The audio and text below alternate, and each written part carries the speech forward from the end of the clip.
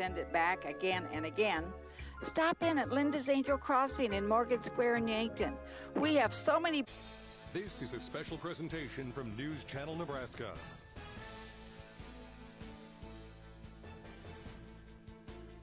NCN Sports is presented by Currency. Visit gocurrency.com for details. Liberty First Credit Union. Find out more at libertyfirstcu.com. Teammates Mentoring. Join the team. Be a mentor. Visit teammates.org today. Tom Dinsdale Automotive. Celebrating 20 years, Tom Dinsdale Automotive is proud to be community-driven. And by Midway Auto. For your next vehicle, go to thinkmidway.com.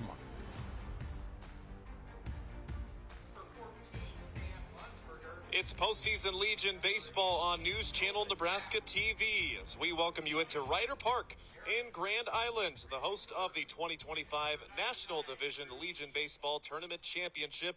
And on this Wednesday evening, it is Equitable Bank Post 211 from Elkhorn North, battling Carpet Land Post 500 of Lincoln East. I'm Ryan Valenta, joined alongside Lou Siefker here for this Tournament Legion Championship, where the winner will be off to the Class A state playoff with a chance to advance to regional Legion tournament, which will be next week. This pregame show is brought to you by Custom Sports. From screen-printed t-shirts to sublimated jerseys, they have what your team needs to look great. Check them out at customsportsco.com.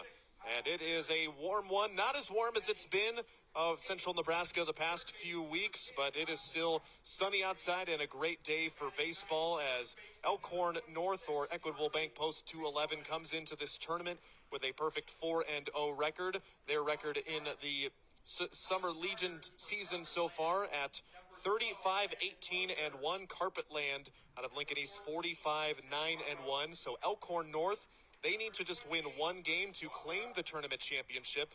Lincoln East lost their very first game in this Legion tournament, so they would need to beat the Equitable Bank Post seniors twice in this game to advance and win the tournament championship. Lou, this is going to be fun one today. There's so many ways so we can highlight these teams. Great hitting, great pitching, but they've all been very busy during this week. But where do we start first on how this game's going to go? Well, I think one thing you have to look at, especially I think if you're Carpet Land, you're playing great baseball. Since that opening loss to the Creighton Prep team, they were lost 2-1. Since then, they've outscored their opponents 32-4. So their offense is really clicking since that Creighton Prep team shut them down. So I think you feel pretty confident about where you're at offensively. And certainly when you flip over to Equitable Bank, the one thing you can't do in this is say, okay, they got to beat us twice, so we got an error out there. We can lose one and still win. I think you want to try to win this game, this first ball game, because I think if it goes into a second ball game, you got to think that Carpet Land's probably got the mental edge the way they've been playing. All pressure on if that does happen, but we'll only have to figure out how it goes off. We're going to now introduce our school spotlight, which is sponsored by Currency. If you need financing for RVs, ATVs, or other expensive items, Currency is here to help. Visit gocurrency.com today. It's Carpet Land Post 500. They are from Lincoln East High School. The Spartans, who are the 2023 and 2025 Spring Class A state champions. Population of just under 300,000 of Post 500, and their record at 45-9-1.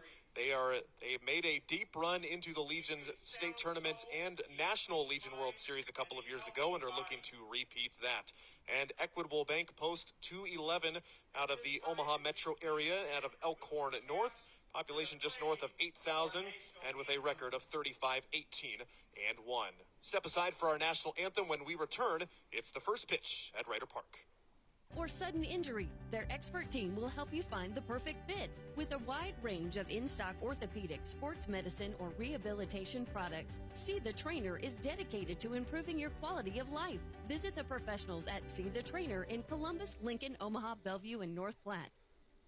Did you know that Teammates Mentoring is the largest school-based mentoring program in the nation? But we still need your help. Over 500 students are waiting for a mentor like you. Meeting with a student just once a week in school can make a positive impact on their life by providing a sense of hope and helping them to reach their full potential. So what are you waiting for? Head over to teammates.org today to learn more about how you can get involved. Join the team.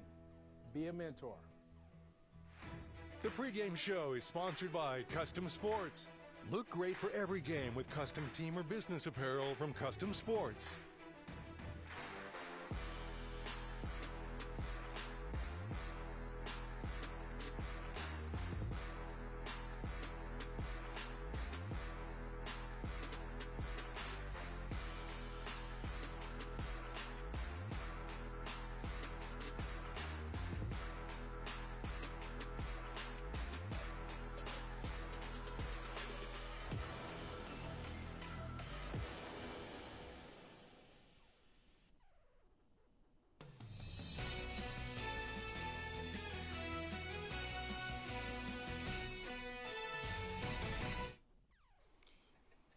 Welcome back to Grand Island's Ryder Park, the largest of the Tri-Cities here in central Nebraska and the home of this year's National Division State Legion Baseball Tournament. The American Legion Tournament is happening, the championship in Papillion tonight at Papillion La Vista South High School. That is Lincoln Southwest versus Papillion La Vista South. So the winner of this game or this tournament, so if Lincoln East or Carpetland wins twice, or if Elkhorn North Equitable Bank wins one time, then they will claim the championship and face either Lincoln Southwest or Papillion La Vista South.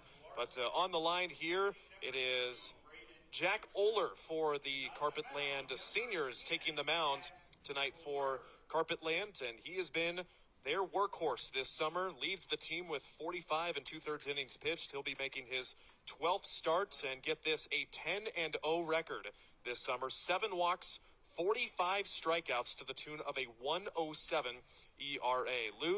Lincoln East, they've got their ace going tonight. Elkhorn North, their offense has been, well, so-so in this tournament. It's been good enough, obviously, to win those 4 games, but they're going to have their hands full with this crafty lefty. Yeah, 10-0. I mean, that says everything you need to know, right? He's a winner. He knows how to win, and that ERA is just ridiculous. So, I think if you're Elkhorn North, you want to get started early. A lot of times pitchers like Oler, once they get into that rhythm, they're very difficult to get to.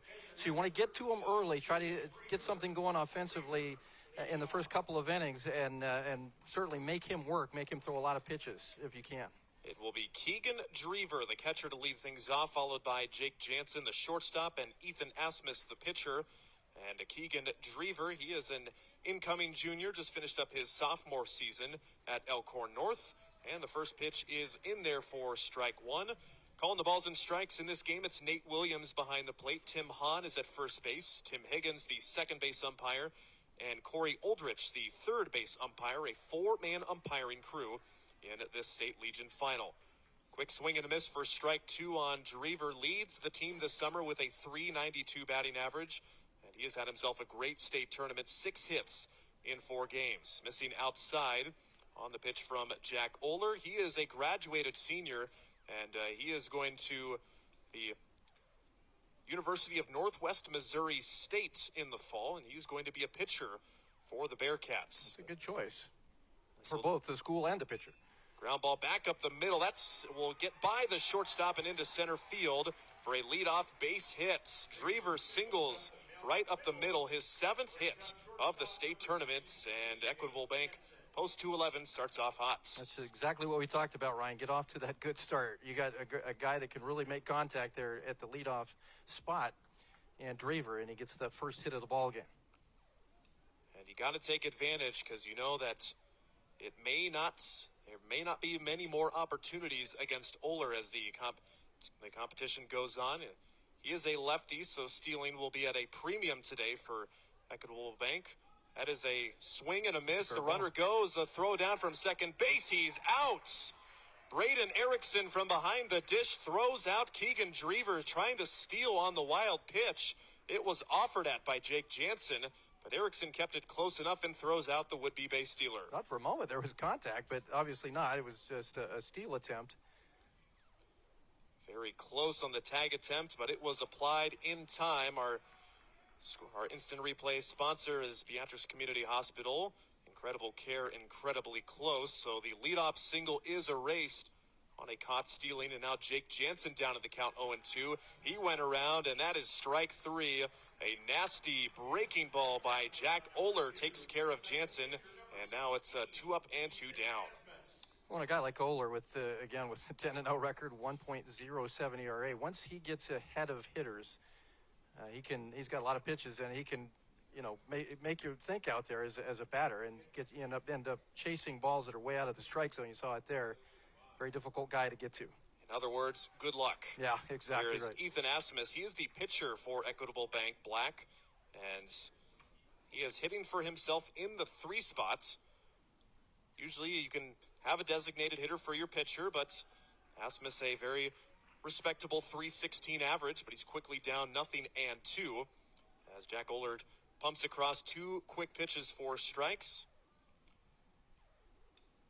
Asmus in this state tournament, a 500 average, 7 for 14. That pitch is out of play. Here are the dimensions at Ryder Parks in Grand Island. It's 325 down the lines, just about 350 to the alleys. There's not an official number on center field, but we estimate it's about 375 to 380 here. It's a pretty hitter-friendly ballpark. If you've been watching our NCN broadcasts all season, we had Grand Island versus Omaha Central on pretty much opening week back in late March, and we saw a 17-16 game unfold there. So offense can be easy to come by. Into right field, right at the right fielder, Carter McPeak.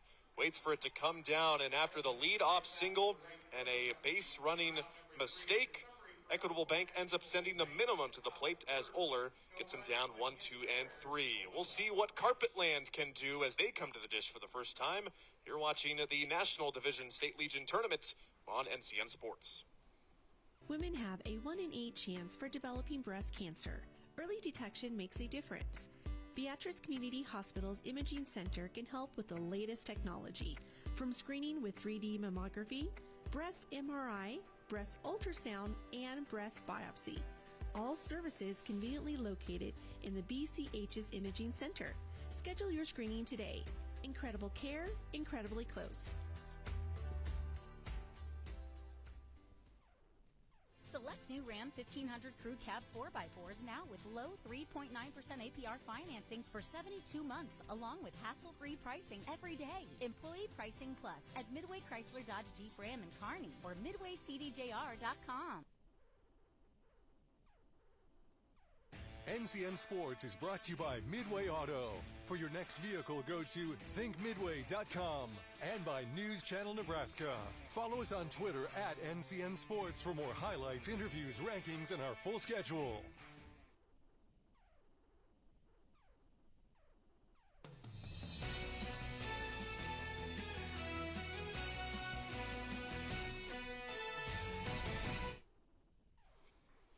Welcome back to NCN Sports. After the top of the first inning, nothing doing for Equitable Bank Black, and it will be Carpetland coming up in the bottom of the first. Get a good look at the starting pitcher for Equitable Bank. This is Ethan Asmus, who will be seeing his first time on the mound in this state tournament, but a pretty decent line for him. He hasn't appeared a whole lot on the mound, but with talking with the head coach for Elkhorn North Equitable Bank, Anthony Dunn, he said this is one of his fears for today, that they might be a little bit limited on pitching. Asmus is just on for the 6th time this summer. 10 1/3 innings, an 0-1 record, a 6.77 ERA. Leading off for Carpetland, it's Brody McIntyre. Here in the bottom of the first with no score. Just getting underway with Equitable Bank needing one win. That's right back up the middle and into center field. Look out, Ethan Asmus. Brody McIntyre lasers one right up the middle, and both teams have a leadoff hit in the first. That's got tough on Asmus. You have to try to match Oler, who's he's the ace for the Lincoln East team, and you haven't pitched a whole lot, so you just got to try to keep the ball in play. Let your defense make plays, but it's a very good offense. We've seen that the last 3 games, 32 runs in those last 3 games for the Carpetland team. Run Rule wins 10-0, 13-0 after they lost their very first game to Creighton Prep 2-1. Teams have been playing every day since Saturday, no days off here. So guys are a little bit banged up, but obviously very motivated to try and get this final win and advance on to a regional Legion tournament. A couple of pickoff throws checking in on the base runner Brody McIntyre. Lincoln East, a team that loves to steal. In 55 games, they've stolen 217 bases, just about 4 per game on average. Taking the first pitch for a strike. This is Delay Agelate. He is an incoming senior to Lincoln East, and he has played in every game. No games off for Mr. Agelate. All 55 games he has been on the diamond for Carpet Land. That's a great name. We'll put that on the all names list, Absolutely. especially for the season as well. Another pickoff throw to first, and back in time is McIntyre. They're concerned about him because he's got 20 stolen bases this summer, but that is nowhere near the team lead in stolen bases. Asmus keeping a close eye on him. It's an 0-1 pitch, now a fourth pickoff throw over, and if this was the major leagues, that would be a disengagement violation, but of course we are not quite at those rules yet, just standard high school rules. Disengagement violation. I like that. That is what they call it nowadays. Agelate into the left center field gap. That will drop for extra bases and get all the way to the wall. Turning third is McIntyre. He gets the green light from Coach Michael Lonick. There will be no throw, and Dele Agelate gets the scoring going with an RBI double in the first inning. That's just it. You know, good hit, obviously, right up the middle. Got a high, it looked like a high fastball, and here we go. He's going to steal. And while everybody is sleeping, Agelate takes third base. Our instant replay brought to you by Mead Lumber, making you feel at home from design to finish. But when we look up from marking our scorecards, Agelate is at third base. Yeah, Elkhorn North got caught napping there. Agelate made them pay. And now he's at third with nobody out.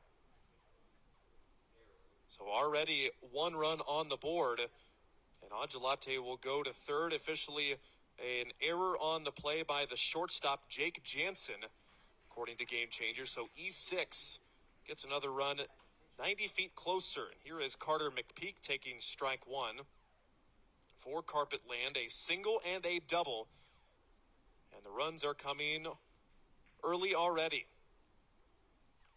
Pitch from Asmus inside. 1-1 strike. This bottom of the first inning is brought to you by John Henry's, our family, serving yours. Already 2 hits for Lincoln East Carpet Land. Comes the 1-1. That's out of play to the right side. Lincoln East. How many steals did you say Lincoln East has this year? 217. And with that being an error, still 217. But, yeah, Agelate, the guy who got to third, he almost leads the team with 39 just by himself. It's like felony level. Yes. Call the state patrol because Lincoln East is in the game of robbery. See Agelate's picture in the post office. He keeps doing that. Very good. Still 1-0, 1-2 in count to Carter McPeak. He is a graduated senior. He's going to be an Augustana Viking next year. And he leads the team with a .412 batting average. That is skied a mile high to right field. That is the right fielder Ian Cristo making the catch. Tagging is Agelate, and he scores standing up. That one took forever to come down. Cristo makes the catch, out number 1, but it's 2-0 Carpet Lands. Peak did what he had to do there, and that's just get the ball in play and bring that run home from third. Gets the sacrifice fly.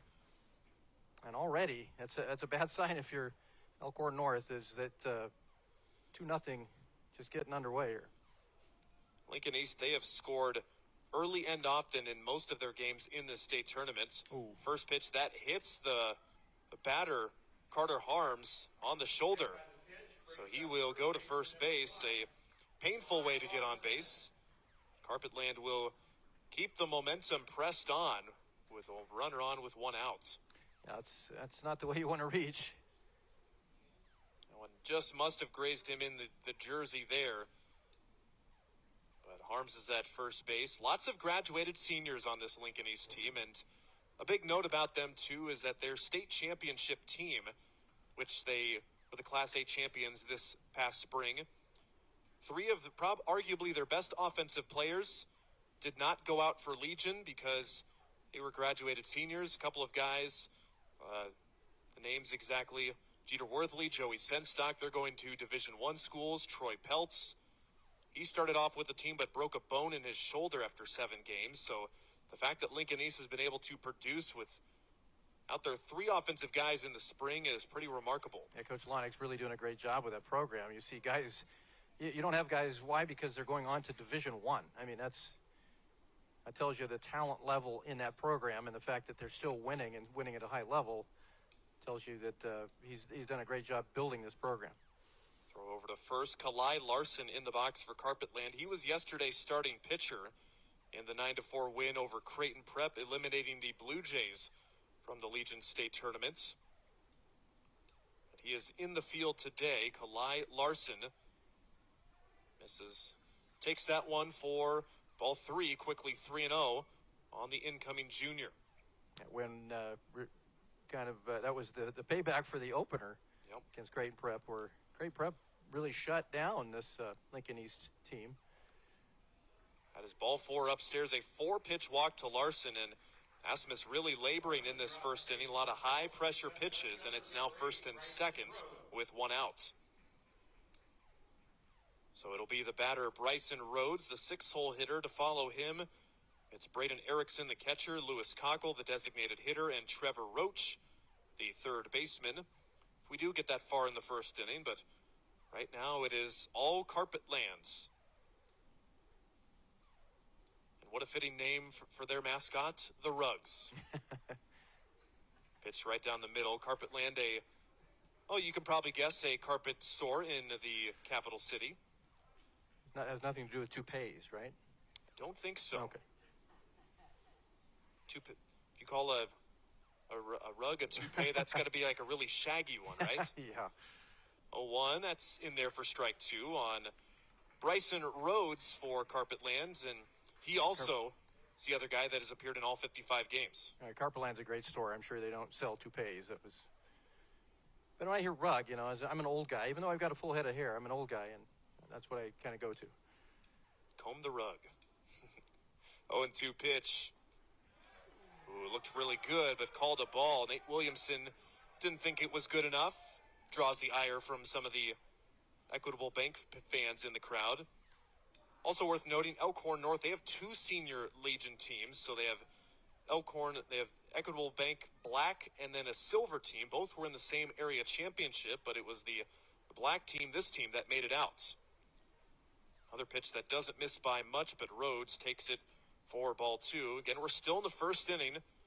Lincoln East, Carpetland in front 2-0 on an RBI double and a sacrifice fly on their second and third batters. Harms is at second, Larson is at first. Swing and a miss, strike 3, got him on strikes. Much needed strikeout, absolutely needed that one. Try to get a little momentum back here. So Rhodes is down swinging. It certainly helps Asmus's confidence to get that strikeout. And for some starting pitchers, it is just the first inning is kind of a hill for you. It takes a little bit to get settled in, and then after that, lots of starting pitchers, they settle in nicely. Pitch drops in at the bottom of the zone on the breaking ball to Braden Erickson of Carpetland. Erickson, the team lead with 46 runs batted in 50 games for him. And what a monster state tournament he has had. 6 for 11 with a pair of doubles and a home run. That one is in the air, but not deep enough to get over the fence. Coming in and making the catch is Ian Christo. And Erickson flies out. 7 come to the plate for Carpetland. 2 of them score on 2 hits, 2 left. And we've played 1. Still 6 more to go at Ryder Parks in Grand Island. Does your business need quick, competitive financing for heavy machinery, trucks, or other equipment? Currency is here to help. Whether you're financing construction equipment, farm equipment, trucks, trailers, or any other big-ticket item, Currency will automatically find the best rates. Currency facilitates loans for up to $500,000 with repayment terms up to 72 months. It's fast, easy, and free to use. Visit GoCurrency.com and apply today. This is Nebraska, and so is this. News Channel Nebraska's mission is to connect everyone in Nebraska, urban and rural. Because when people in Palisade understand what happens in Grand Island, and when people in Scotts Bluff get to share their story with the people of Niobrara, we become one Nebraska. This is Nebraska, and this is home.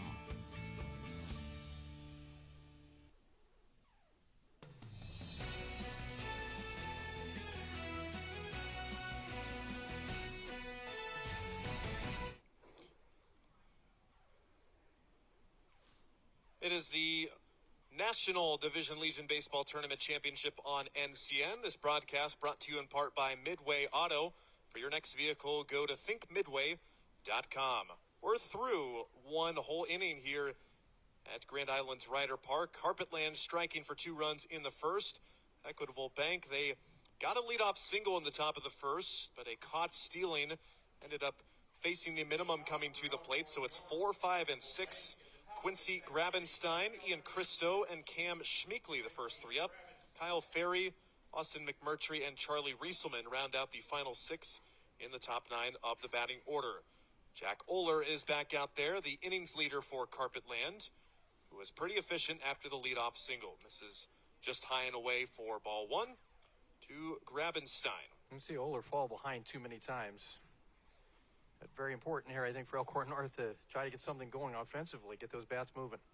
That one just shaves off an outside edge of the strike zone, according to Nate Williams, our home plate umpire for tonight's game. Again, if you're just joining us, if Carpetland wins this one, there will be a winner-take-all game 2 about 30 minutes after the conclusion of this broadcast. If Equitable Bank can find a comeback in them in this game, then they will advance to the Class A state playoff against either Papillion La Vista South or Lincoln Southwest.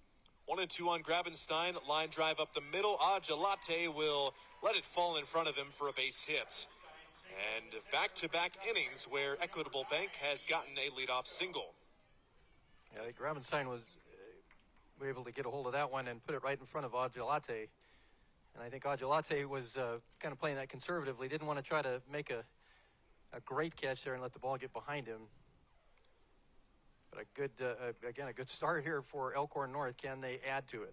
Yeah, high risk there if you go and try and dive for a ball there and miss it. And likely Grabenstein makes it to at least second, maybe third. Pitch from Oler, breaking ball downstairs, blocked by the catcher, Braden Erickson. The defense for Carpetland from left to right field, it's Bryson Rhodes, Dele Ajalate, Carter McPeak. From third to first, it's Trevor Roach, Carter Harms, Brody McIntyre, and Kalai Larson. The aforementioned Erickson is the catcher. Grabenstein leading away from first. Showing bunt is Ian Christo, but he pulls it back for strike 1. 1 ball, 1 strike. Ian Christo for Elkhorn North Equitable Bank. He is an incoming junior. Only played in 2 games in this state tournament out of 4 total, but he is 3 for 6 with a double. Pick off to first, pretty good move, but back in safely is Grabenstein. Now, unlike Lincoln East, Elkhorn North, not as much base stealers. They have 111 stolen bases in a total of 54 games.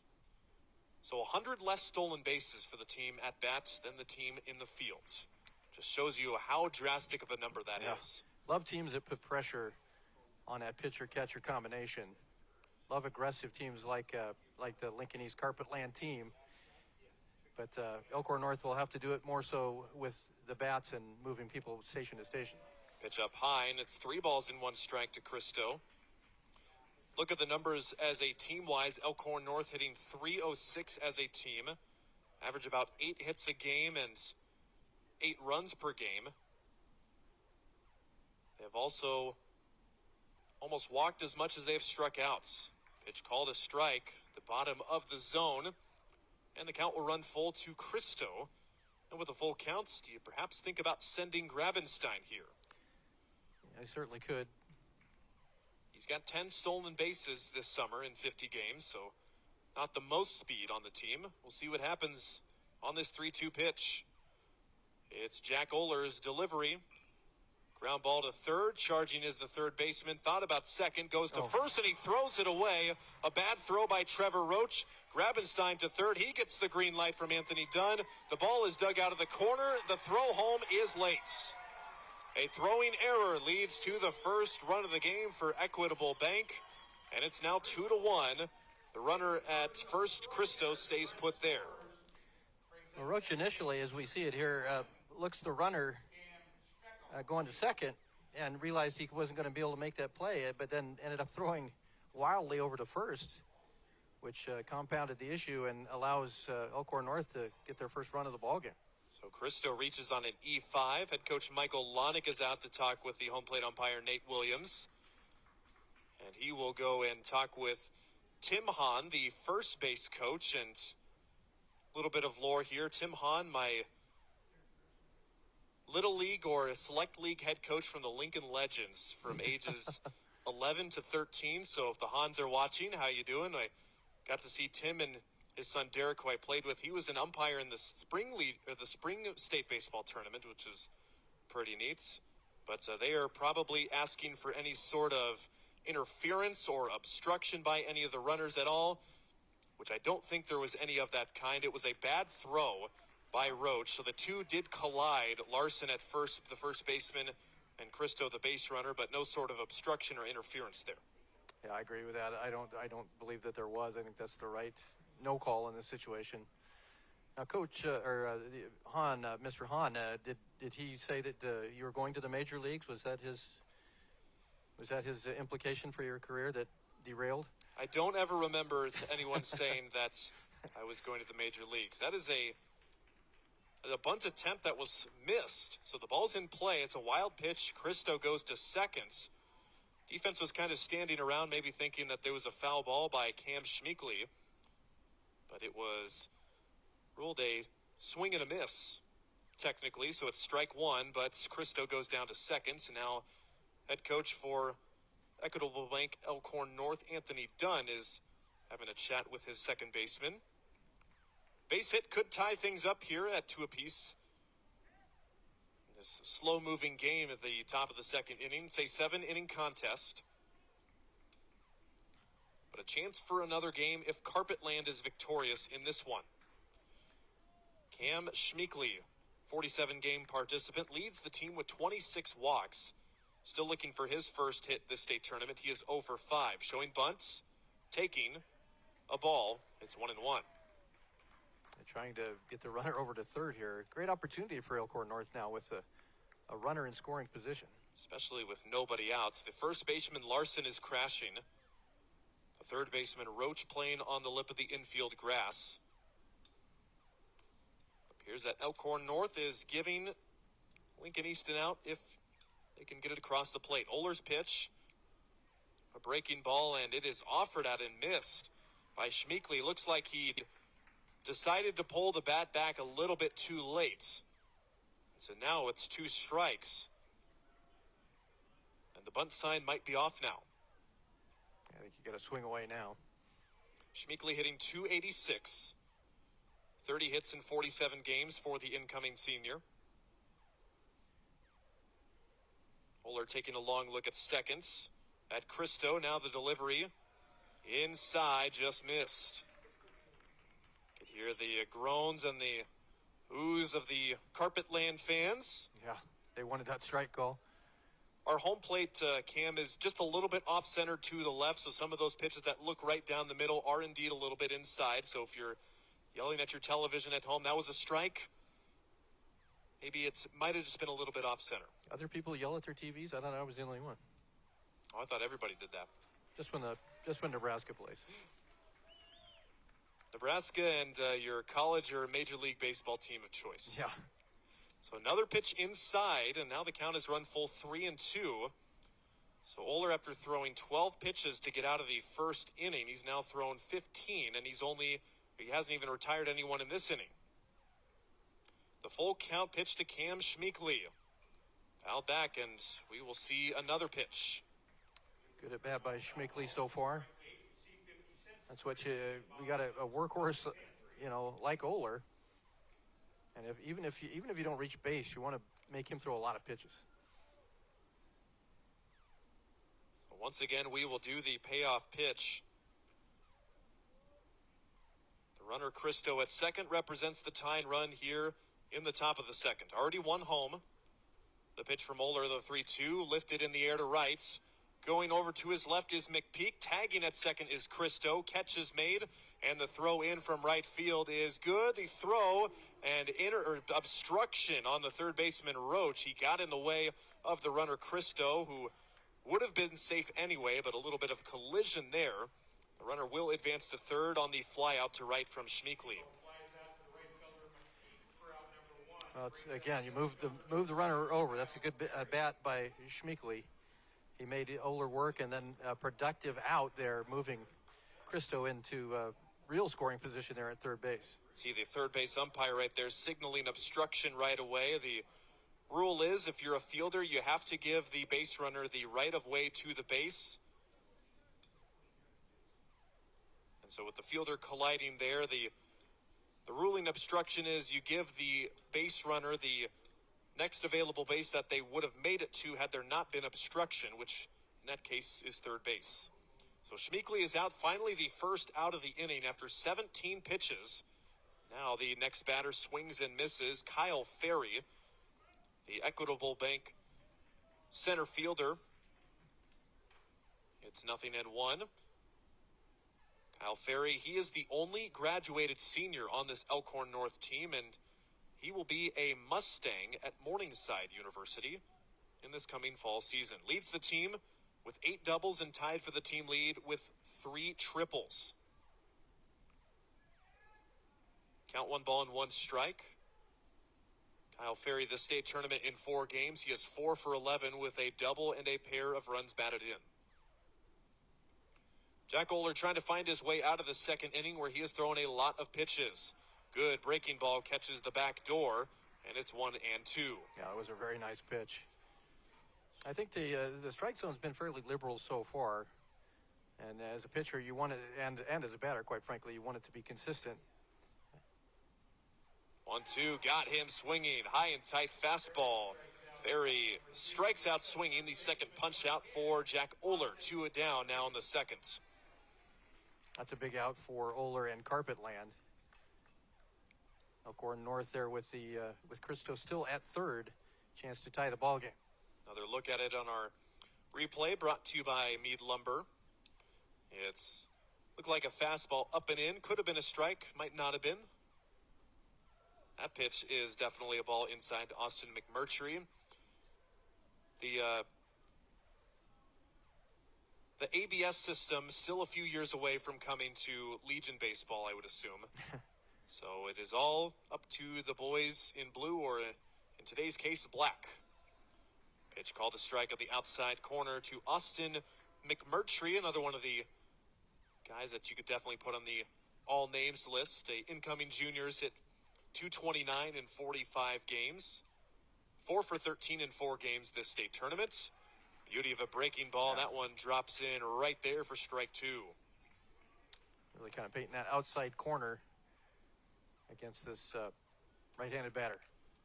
This inning started off with a single and an error, but now a flyout and a strikeout, and Oler is a strike away from limiting the damage here. The southpaw delivers. It's fouled out of play. Not much wind here in Grand Island tonight. We did have some rain overnight in the central Nebraska area, which hit Grand Island, Hastings, and Kearney pretty good, but nothing wrong with today's weather. Yeah, it's been pretty nice. The last few days, not so much, but today. 1-2 on the ground, a short. Carter Harms on the run, throws on the run. Nice play by the shortstop. Harms gets Lincoln East Carpetland out of the inning, and after all that action on the base pass, Elkhorn North Equitable Bank only scores 1 time, and it's 2-1 with Lincoln East coming up in the bottom of the second. When you're proud of the community you live in, taking care of the people in it isn't a job. Yeah. It's an honor. At John Henry's, we take pride in being relied upon by the great people of Lincoln and the surrounding areas. A hard day's work means a happy customer, and making happy customers has been our goal all along.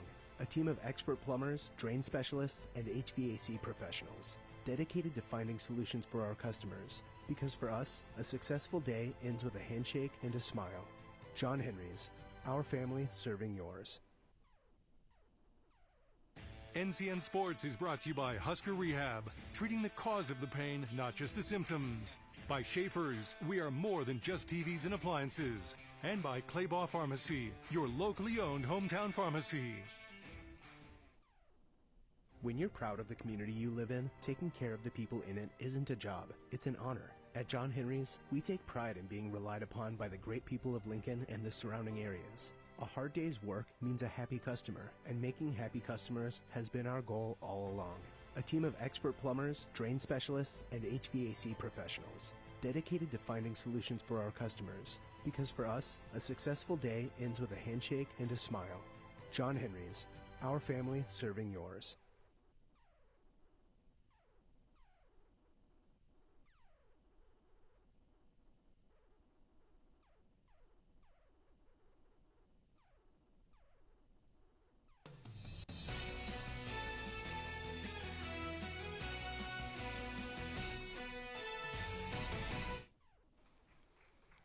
It's the National Division Legion Baseball Tournament Championship in Grand Island on NCN Sports. Ryan Valenta, Lou Siefker with you on this Wednesday evening.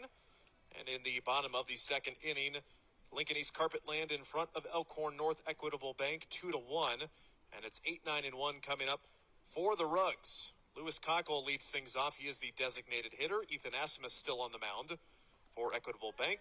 After ball one, pumps one in there for strike one.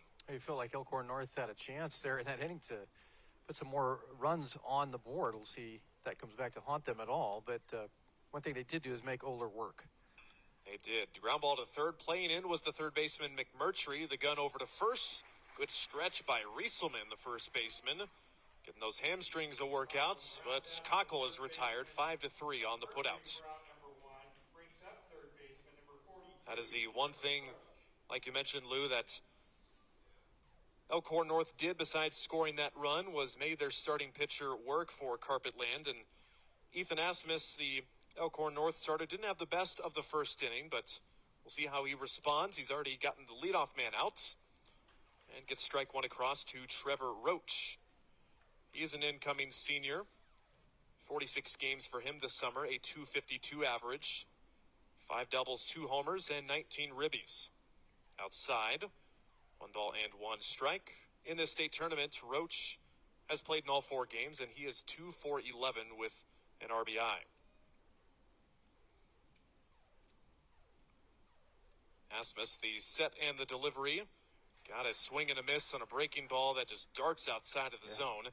That's 1 and 2. Those are tough to lay off of. Yeah, those look good until they cross the plate and they're going away from you. Those are you're right. They're absolutely difficult to lay off of because they look good as they're coming at you. See if Asmus goes right back to it. Instead, he spikes a fastball for ball 2. The defense for Elkhorn North Equitable Bank from left to right field. It's Quincy Grabenstein, Kyle Ferry, Ian Christo. Third to first, Austin McMurtry, Jake Jansen, Cam Schmeekley, Charlie Rieselman, and the catcher is Keegan Drever.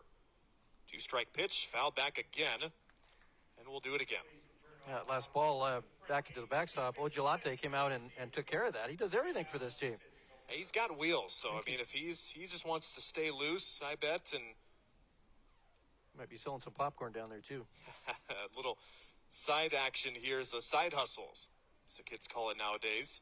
Ball is upstairs, 3-2 to the 9th place hitter Roach. Lincoln East has a team this summer, a .338 batting average. That means they get a hit 1 out of every 3 times at the plate, which is well above a normal average. Popped up and out of play over our heads in the press box of Ryder Park. City of Grand Island has talked about improvements to Ryder Park as of recent, and updates could be coming to the region soon. Still a neat little ballpark in Grand Island. Absolutely nothing wrong with it here. Popped up again. Racing in foul territory is McMurtry, but he will run out of room, and it's into the row of bleachers down the third base side. So Roach is fighting tough and now making Asmus throwing some pitches here. Yeah, we'll see if this can turn into a base hit for Roach, but a good at bat, really finding contact and staying alive. The 3-2 pitch popped up again and out of play, and pretty identical spots there. Roach staying alive. Well, he's consistent. We'll give him that.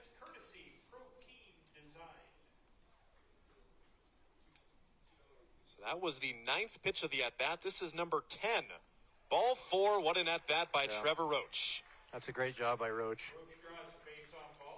And he's the 9th place hitter as well. And there's one thing you don't want to do as a pitcher is walk the 9th place hitter and bring up the top of the order with a man on. That's a very good top of the order, too, from Carpet Land.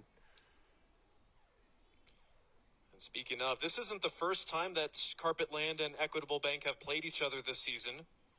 Just over a month ago on June 26th, these two teams met up in the capital city, and Elkhorn North worked to a 9-1 romp of Carpet Land. So advantage Equitable Bank in this matchup. So they have the one win against East this season.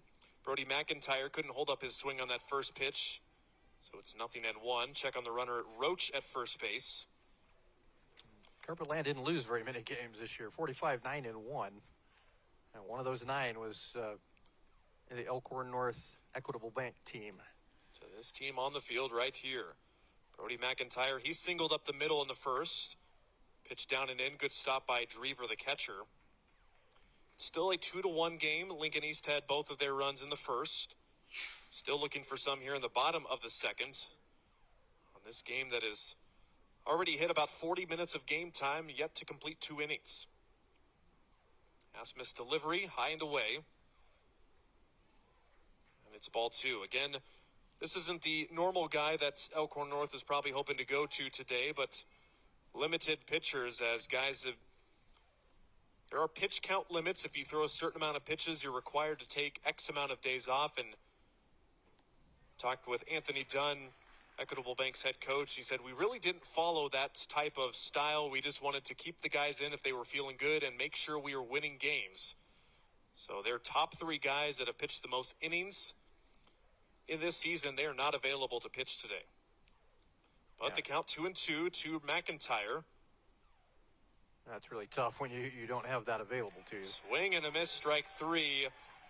And off the bat, rather, it's a foul tip into the mid of Drever. McIntyre strikes out, and that is another great breaking pitch for Asmus to get the strikeout, his second. The thing about Asmus there pitching is we see the strikeout, great pitch there that just kind of died there at the plate, dove down. That's a great pitch. But he's I think, you tell a young guy like that, hey, go out and win a game. Go out and be a hero. I mean, you're not one of the top 3 pitchers, so nobody's expecting this out of you.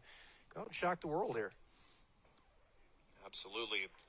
The pitch in there for a strike to delay Agelate. He had the RBI double back in the first to open up the scoring into the left center field gap. Time called. Head coach Michael Lonick wants a word with his center fielder. Conversation over just about as quick as it started. So Carpet Land with their red jerseys, that's their traditional color. And then, of course, the blue for Lincoln East. You can see the Spartans on the helmets.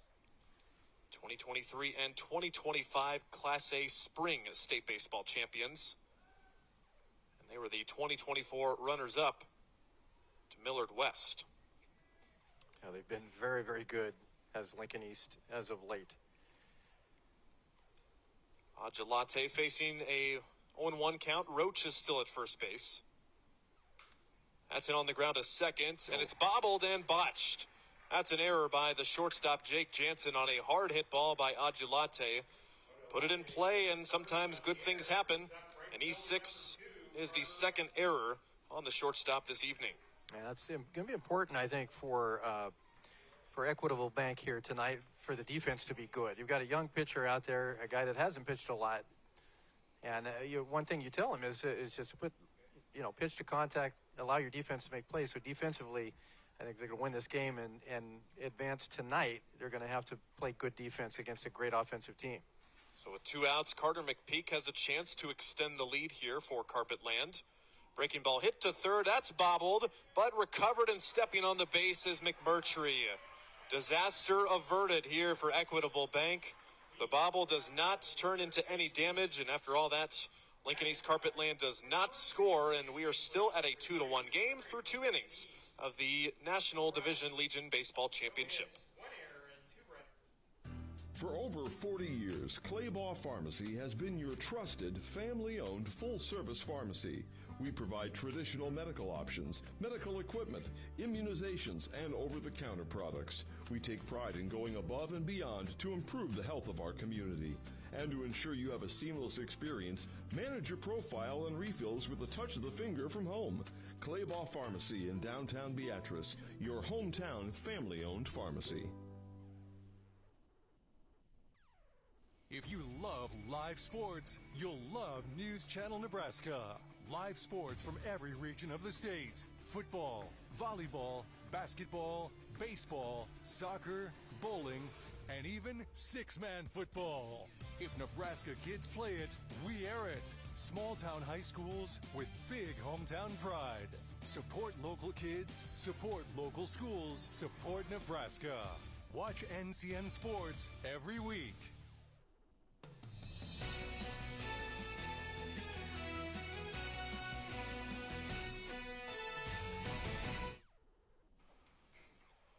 We are through 2 innings in Grand Island. You're watching the 2025 National Division Legion Baseball Tournament Championship. Equitable Bank, Elkhorn North, and Carpetland, Lincoln East battling for the championship. Elkhorn North, the undefeated team, needs just 1 win in 2 games tonight. Carpetland would need to win twice. If they win their first game here tonight, then we will have another broadcast about 30 minutes after the conclusion of this one. Jack Oler still on the mound for Carpetlands. He pitches ball 1 just a tad high to the 9-hole hitter. This is Charlie Rieselman for Elkhorn North. Wearing number 26. Swings and misses at the 1-0 pitch. Rieselman, an incoming junior. Played in just about every game this summer. 50-game participant. .308 average, 24 hits for him. That one shaves off an edge for strike 2. Rieselman 3 for 7 this state tournaments. Driven in 3 runs. He's also walked 4 times and stolen 3 bases. Pitch outside, 2 balls and 2 strikes. And for Lincoln East, if nothing less, a rebound from a rather poor performance in the Legion State Tournament last year. That's down the right field line, but out of play. Lincoln East last year, after going to the American Legion World Series in 2023, they lost both of their games to Bellevue West and Fremont. So they ended their season prematurely by their standards. Look out, the ball slipped out of the hands, likely of Oler there, as that one is just a bit outside. Like what Erickson's been trying to do on those outside pitches is to frame those pitches and bring them down. That one was impossible to do that. But Oler responds with a strikeout, a fastball at the letters. Rieselman is down on strikes. That's 3 punch-outs through the first 9 batters for Jack Oler. So it's back up to the top of the Equitable Bank order. And it's Keegan Drever. He singled to start off the ball game in the top of the first, but then was erased when he tried to advance to second on a wild pitch.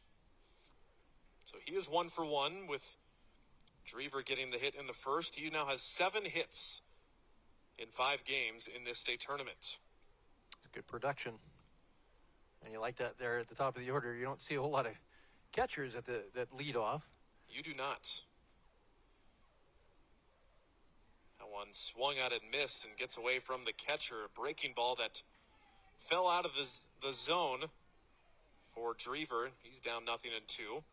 Hey, you think of catchers, you think of taller, bigger guys that have a lot of body to block baseballs, not skinnier guys that can run a little bit. Ball 1 is upstairs to Drever. Elkhorn North at .306 for a batting average. 71 doubles, 15 triples. That's right there for strike 3. Drever knew it. And a backwards K. That's now 3 punch-outs in the last 4 batters for the Carpetland starter. And 4 strikeouts in total. And that's he's starting to get in that groove, and I think if you're Elkhorn North, you got to be a little concerned about that. On our instant replay there, hitter knew it, catcher knew it, everybody knew it.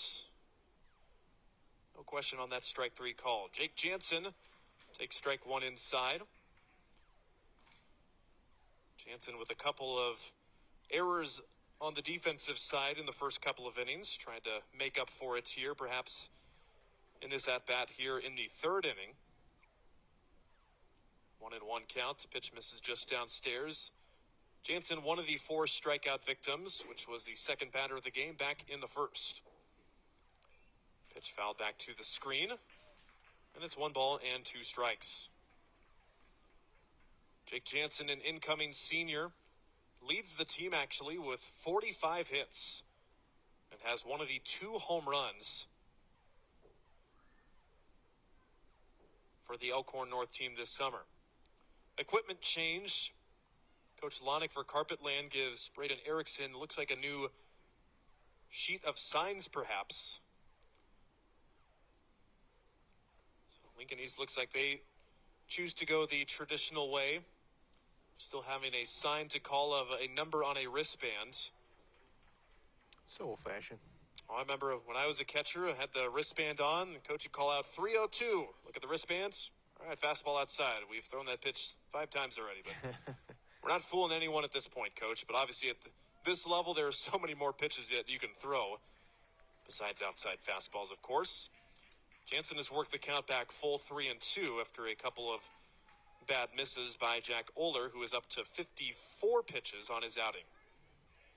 He's been able to, as we mentioned, get 3 strikeouts the last 4 batters. A couple of tough pitches there, though. Pitch misses, and he loses them. Jansen, with a patient at-bat, ends up working a 2-out walk. So that will be a base runner for Equitable Bank Elkhorn North, and the pitcher, Ethan Asmus, will try and help his own cause. You know, you've got a pitcher that can hit when he bats third in the lineup, and he certainly is tough as he has been. Stepping into this situation, and he's pitched well to this point. You'd love to produce offensively and help your cause. Pickoff throw over to first, but back in safely is Jansen. Yeah, your pitcher hitting in the 3 spots. It helps if you have a .316 average. It helps, yeah. 42 hits for him. 5 doubles and tied for the team lead with 3 triples. Oler's delivery, that's lined into the right field. It drops in front of McPeak for a base hit. And back-to-back have reached for Elkhorn North, a walk, and now a single. The pitcher does indeed keep the line moving for Equitable Bank. Another opportunity now, granted with 2 outs, but Elkhorn North, a couple base runners on. We'll see if Gravenstein here Stein can produce offensively. And again, it's, even though Elkhorn North, even the Equitable Bank team is in the kind of the driver's seat, they only need to win once. I think you have to have the mindset that you want to win this game. You don't want to take this to a second game. Especially since that Lincoln East is throwing their ace out there too. If you have a shot to beat the ace, you love your chances there. Runner in scoring position representing the tying run is Jake Jansen. And Grabenstein fouls it back to the fence. Oh, with so many fields electing to go to turf, still a grass and dirt infield and outfield here at Ryder Park. 325 down the lines, about 340 to the alleys, and about 375 to dead center. Looks like it's in pretty good shape. Quite a bit of rain coming around the area, so that helps your groundskeeper. A lot of times when you get to this late in the year, that grass is pretty beat up. 0-1 counts. Curveball misses badly, 1-1. You can see a little bit of it just below the score bug on your screen. There's a nice little hand-painted logo that has the GI and then 2025 state with a big blue A. First and second, 2 outs. Grabenstein at the plate. The pitch is too low, but stopped by Erickson. Grand Island Home Federal, the Post team. They were a semifinal exit yesterday with Creighton Prep beating them.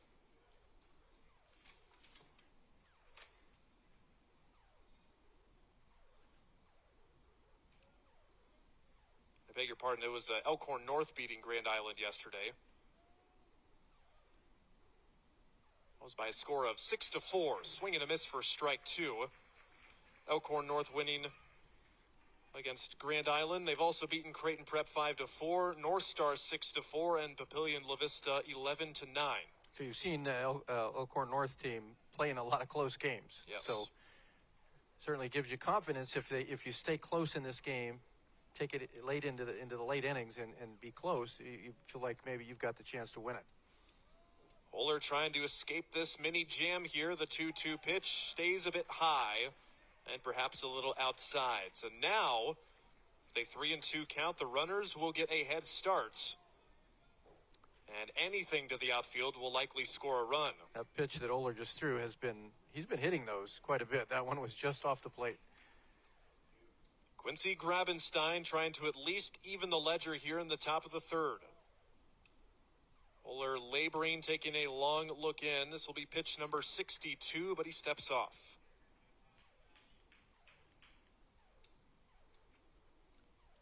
Big moment in this spot for Equitable Bank Elkhorn North.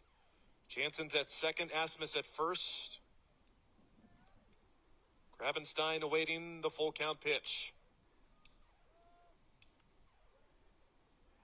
Instead, a pickoff move from Oler. Usually with a step off and a pickoff, that might mean that the starting pitcher might not be feeling the most comfortable right now. It's not the hottest of days, but still is quite humid in central Nebraska. Yeah, the humidity is the problem today, as it has been all week, but the air temperatures are well down. 3-2 pitch, called strike three, froze him at the knees. And Jack Oler in Carpetland escape first and second, and it will remain a 2-1 game as Equitable Bank is denied in the top of the third. Another look at it. Was it a strike? You be the judge. We go to the bottom of the third. Lincoln East coming up. This broadcast is brought to you by Western Oil. Make your first and last stop to and from the game at your nearest Speedy Mart or good-to-go convenience stores today. See the trainer. Need relief from pain or support for recovery? Don't see just anyone. See the trainer. And by Zollner Ford Lincoln, proud to be your local Ford and Lincoln dealer. Does your business need quick, competitive financing for heavy machinery, trucks, or other equipment? Currency is here to help. Whether you're financing construction equipment, farm equipment, trucks, trailers, or any other big-ticket item, Currency will automatically find the best rates. Currency facilitates loans for up to $500,000 with repayment terms up to 72 months. It's fast, easy, and free to use. Visit GoCurrency.com and apply today. Strength meets style in your new vehicle from Woodhouse GMC. Whether you're towing, traveling, or tackling the everyday, we've got the inventory and the deals to get you moving. Shop our current offers and experience the power, precision, and performance of GMC. Woodhouse Buick GMC. We are professional grade.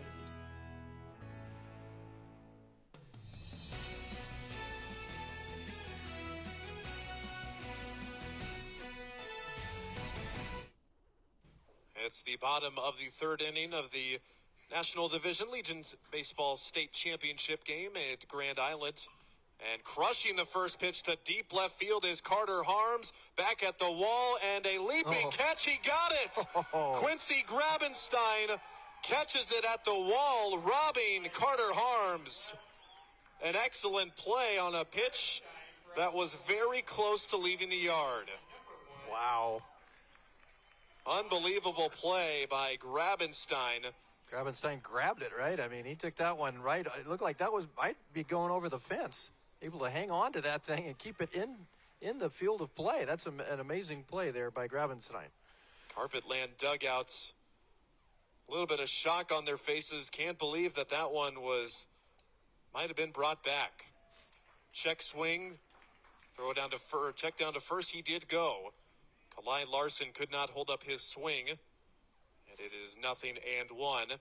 Ethan Asmus still out there for Equitable Bank Elkhorn North for his third inning of work. That's into center field. Racing in is Kyle Ferry, and he makes the catch. Heavy shift on there for Kalai Larson.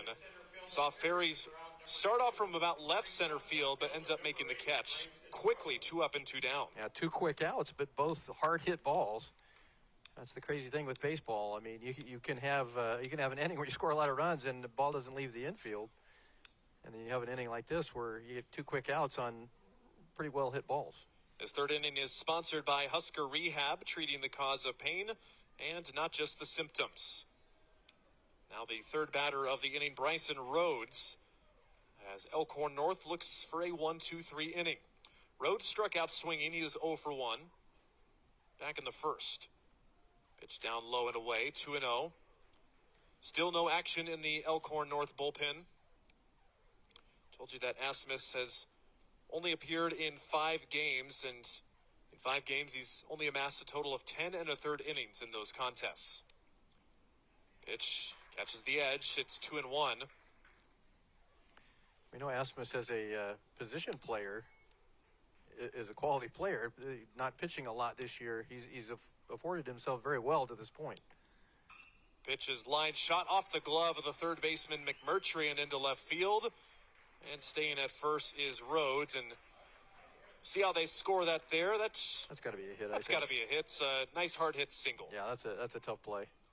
Right at him. So Rhodes will be aboard, and Game Changer does officially agree with us, and there will be a base hit here in the third. Rhodes is on, and for him, that's his 5th hit of the state tournament. Now it'll be Braden Erickson, the catcher, batting with 2 outs. 3 hits apiece for each team. Carpetland in the lead 2-1. Equitable Bank has made 2 errors. Carpetland 1. Pitch over to first, or pick off to first rather. Not in time. We've yet to see a stolen base from Carpetland yet. Seen guys advance on errors and 1 wild pitch, but nothing of a straight steal yet.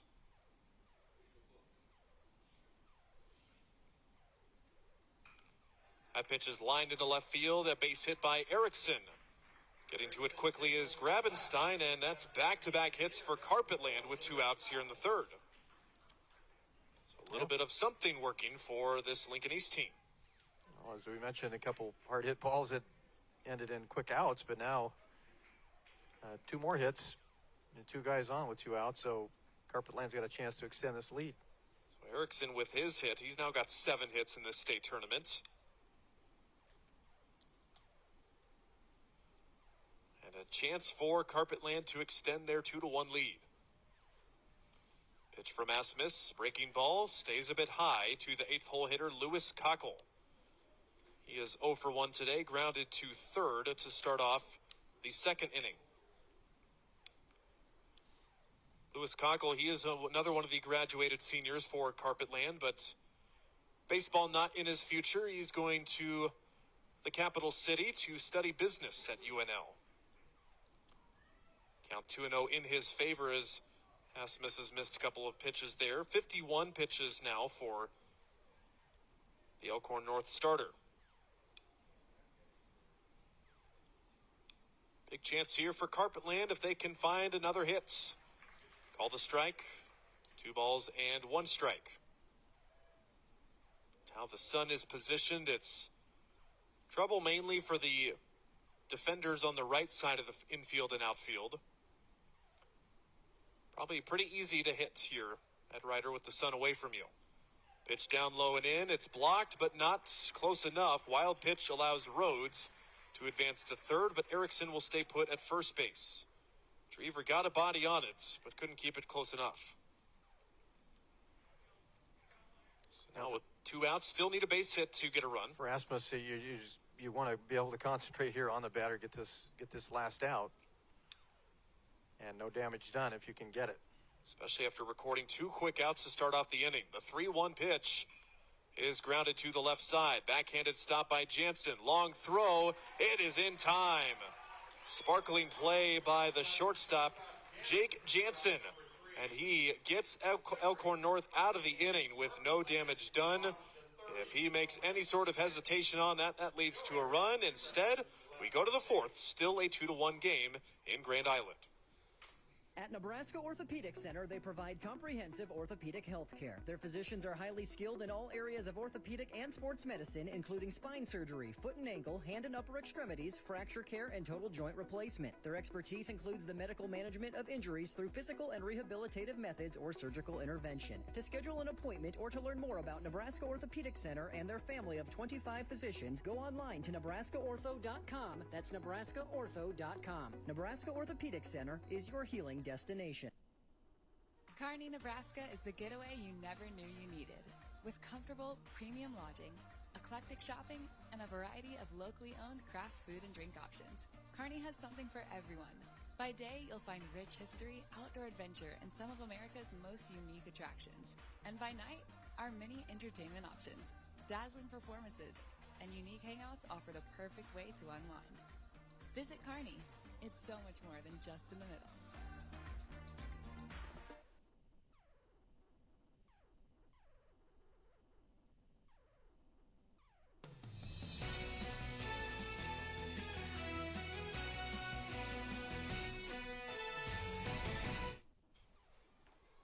Through 3 innings of play, it is 2-1. Look at your score right now. Lincoln East in the front driver's seat right now. There are 2 runs coming in the first. Elkhorn North with 1 in the second. Since then, it has been zeros. 3 hits for Elkhorn North, 4 for Lincoln East. As we are headed into the top of the 4th inning. It'll be 5, 6, and 7 coming up, and we got to wonder how much Jack Oler has left in him. It's not the cleanest of innings his past 2 innings. If you're Elkhorn North, keep on the pressure and hopefully get the starter out this inning maybe. Yeah, exactly. He's thrown a lot of strikeouts, but they have made him throw a lot of pitches. And that's a good thing, I think, if you're Elkhorn North, that pitch in there. But is make him work, try to get into that bullpen. And then, as we mentioned, stay close. They've done a good job of that. It's obviously still 2-1. Lefty delivers inside, and count 1 ball and 1 strike to Ian Christo. He is 0 for 1, reached on an error by the third baseman back in the second. Pitch in there for strike 2. Gets off an edge right there, and Oler at 65 pitches. 90 is his maximum this year. Pitch swung on and missed. No, he just got a piece of it. It's a foul ball. Catcher Braden Erickson was ready to throw it down to first base, but Nate Williams says that Christo just got a piece of it. Just got a sliver, but he stays alive. So potentially a swing on the house here for the Equitable Bank right fielder of this lefty-on-lefty matchup. Oler's delivery, that's line down the left field side. Racing over is Rhodes. He won't get there, and it is a foul ball. Well, just slicing a little bit too far away. Pretty decent amount of foul territory here at Ryder Park.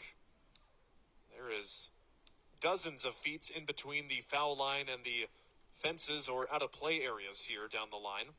That hit looked a lot like one of my golf shots. Nice little slice, huh? Yep. Unfortunately, Lou, I can't give you any tips because I'm working on that problem myself. 1-2 pitch from the lefty. Look out. That's over the head of Christo and back to the screen for ball 2. Yeah, that ball did not break at all. And then you can see Oler go to the rosin bag behind the mound to try and get a better grip.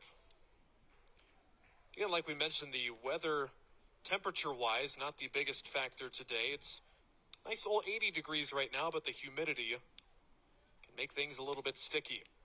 2-2. Little half swing dribbler out to second base. The underhand toss is in time for the out.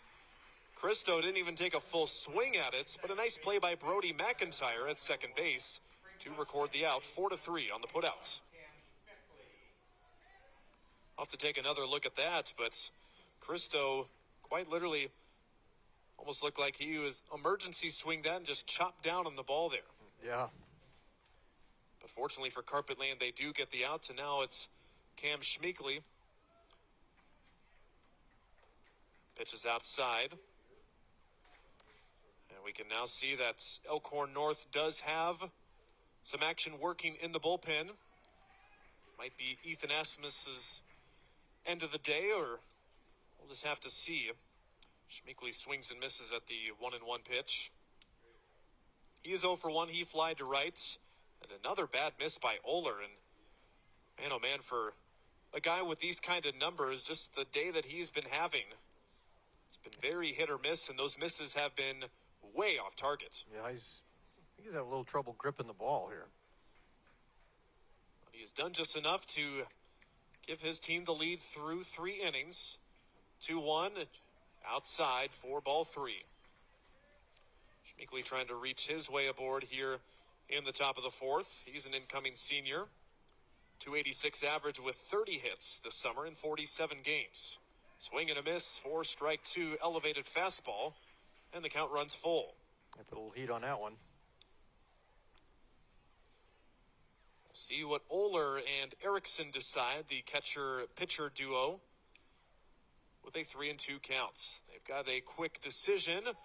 Got him looking on an inside fastball. Another backwards K for Jack Oler, and he will punch out his 6th this afternoon. Boy, for a guy that seems at times to have trouble with his grip, getting a lot of strikeouts. That one right at the knees and right on the inside corner. Strikeout number 6 on the early evening. Here is Kyle Ferry, who has struck out once in the game. Pitch just misses for ball 1. Ferry, the center fielder, 0 for 1. And even 300 average coming into tonight. Swung on and missed. And the count 1 ball and 1 strike. Also, when we go to break next, we'll see if we have an update for the American Legion Division State Championship game out in Papillion. As the winner of this championship and the winner of that championship will match up in the Class A playoff. 1-2 pitch. Oler looking for the 1-2-3 inning. He'll have to throw another pitch as that's fouled back to the screen. If you're not following us yet, reminder to visit us on X at NCN Sports. You can also find us on Instagram and Facebook as well. All the information about where we'll be for our next broadcast is on there. Swing and a miss for strike 3. 7 strikeouts for Jack Oler. He completes the 1-2-3 inning in the 4th. And ladies and gentlemen, that means we are halfway done in this one. Stay tuned. The bottom of the 4th is coming up. Carpetland still in front, 2-1. I spend with purpose because I bank with purpose at Liberty First Credit Union. With my Liberty Plus checking account, I can earn extra cash just for spending on everyday things, like groceries, online or in-store purchases, and lunch. At Liberty First, anyone can join, so start earning money to spend on the things you love. Start banking with purpose. Start banking with Liberty First Credit Union. Whether you're rolling up in a semi, pulling a horse trailer, heading to the lake with your boat, or just cruising in a car or motorcycle, Speedy Mart is your stop. Fuel up fast, grab your favorite snacks, stretch out with plenty of parking, and step inside for a roomy store and friendly faces. And hey, teams love it before and after the game. Speedy Mart convenience stores, fueled for every road. NCN Sports is brought to you by Husker Rehab, treating the cause of the pain, not just the symptoms. By Schaefer's, we are more than just TVs and appliances. And by Claybaugh Pharmacy, your locally owned hometown pharmacy.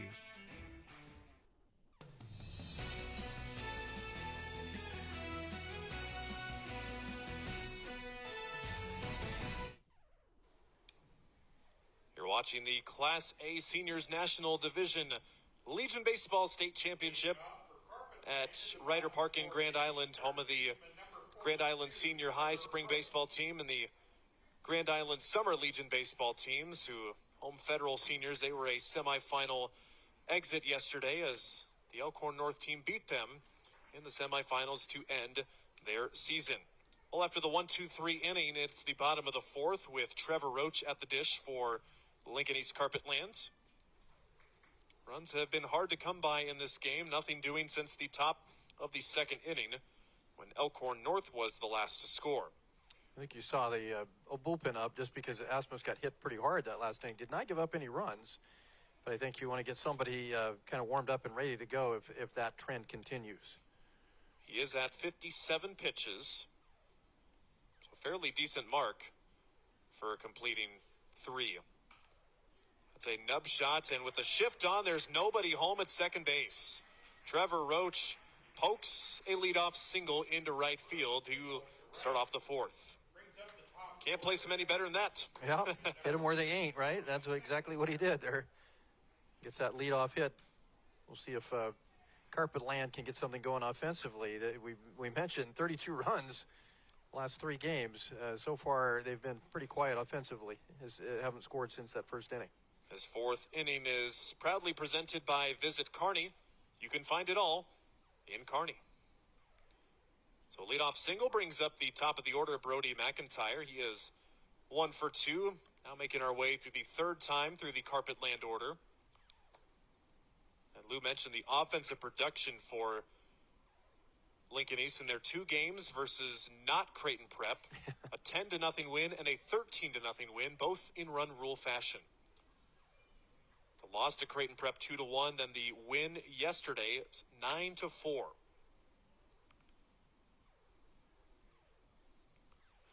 Brody McIntyre awaits the 1-0 pitch from Ethan Asmus, who might have a shorter leash here this inning. Told you, pitched a total of 10 1/3 innings in 5 appearances all this summer. But in this championship game, Elkhorn North a little bit short on pitching as they've been playing every day since Saturday. Got the edge called, 2-1. McIntyre, the single in the first, also scored a run and a strikeout against Asmus in the second. We are now here in the 4th. Roach not a big lead at first. The pitch, low and away, 3-1. You've got some dangerous hitters coming up too, with your 2, 3, and 4 for Carpetland. And walks kill you in situations like this. To hitters counts, Asmus needs to find the strike zone here. Pitch on the way, it's not close. Ball 4, the 3rd walk for Asmus, and 1st and 2nd with nobody out, and here comes Dele Agelate, who has smoked the ball twice in each of his at-bats. Yeah, I reached he was one of the 2 RBIs in that first inning. That was back in the 1st inning. Then the 2nd inning, he hit that hard hit ground ball to short, which was an error, but it was still hard hit nonetheless. Visit out to the mound, and looks like there might be a change here. Some guys are moving around here for the Elkhorn North defense. Left fielder is changing, but we still see Ethan Asmus on the mound. The convention for the guys in red, the Carpetland seniors down the 3rd base line. But yeah, it's like a relay right here. Guys are going in and out of the dugouts, and it appears that Ethan Asmus, you can still see he is the guy to the right of your screen on the mound right now. And head coach Anthony Dunn, I believe, has the baseball. Yeah. So we're going to just triple check to make sure that this is a pitching change, and once we are for sure, we will send it to break for just a moment. But recap the game so far, 2-1. Carpetland in front with 2 runs in the first. A single, a double, and a sac fly got them their first and only 2 runs of the game. And the Elkhorn North seniors responding in the 2nd inning on a single and then a 2-base throwing error to get this to where we stand right now, 2-1. It is indeed a new pitcher for Elkhorn North. We'll step aside and tell you about the new righty after these messages. You're watching NCN Sports, the National Division State Legion Championship. This broadcast is brought to you by Platte Valley Auto. With our vast selection of new and pre-owned vehicles, exceptional car care, and custom service, you won't find a reason to visit any other dealership. And by Nutrien. Find your local crop consultant at nutrienagsolutions.com.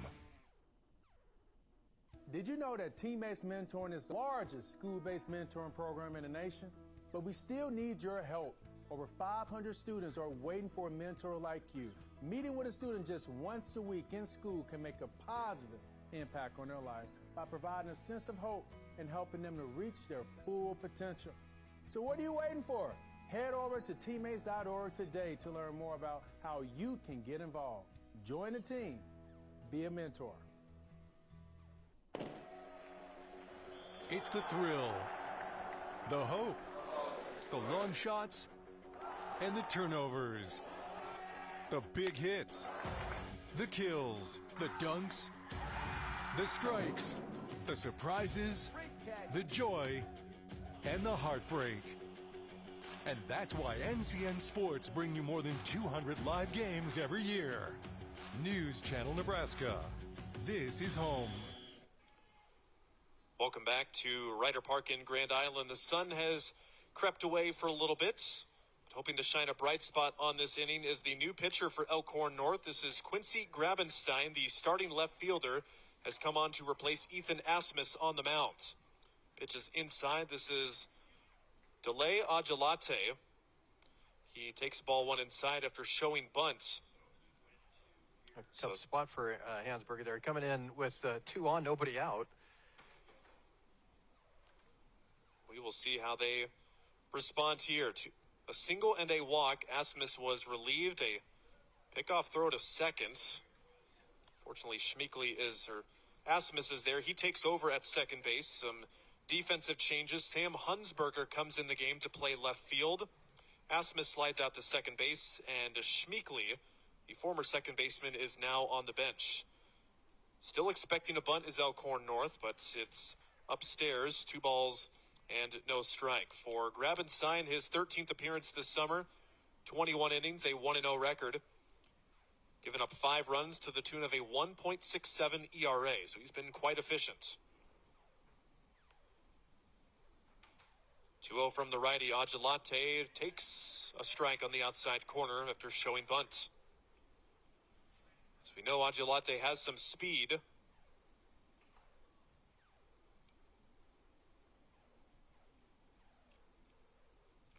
Time called as the catcher Keegan Drever comes out to the mound. A quick word with his reliever after the 2-1 counts. Trevor Roach, he singled to the right side to start off this 4th inning. And then Brody McIntyre walked. So that is how Lincoln East Carpet Land has gotten their 2 runners on. Dele Agelate with the RBI double in the first and reaching on the error in the second. Inside the line, that is a fair ball. Roach is coming around. He will score the throw going to third and in safely into second base with his second RBI double of the game. Dele Agelate. He puts Carpet Land up 3-1, their first run since the first inning. Very productive, obviously. That's a guy that's, you get a couple guys on, nobody out. Agelate does what you want him to do, and that's make the Equitable Bank team pay.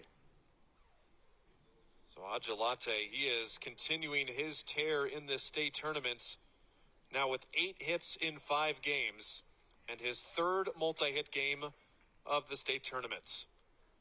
Pitch is called a strike on the inside part of the plates to Carter McPeak. He has an RBI to his name in this contest, which came in a sac fly back in the first.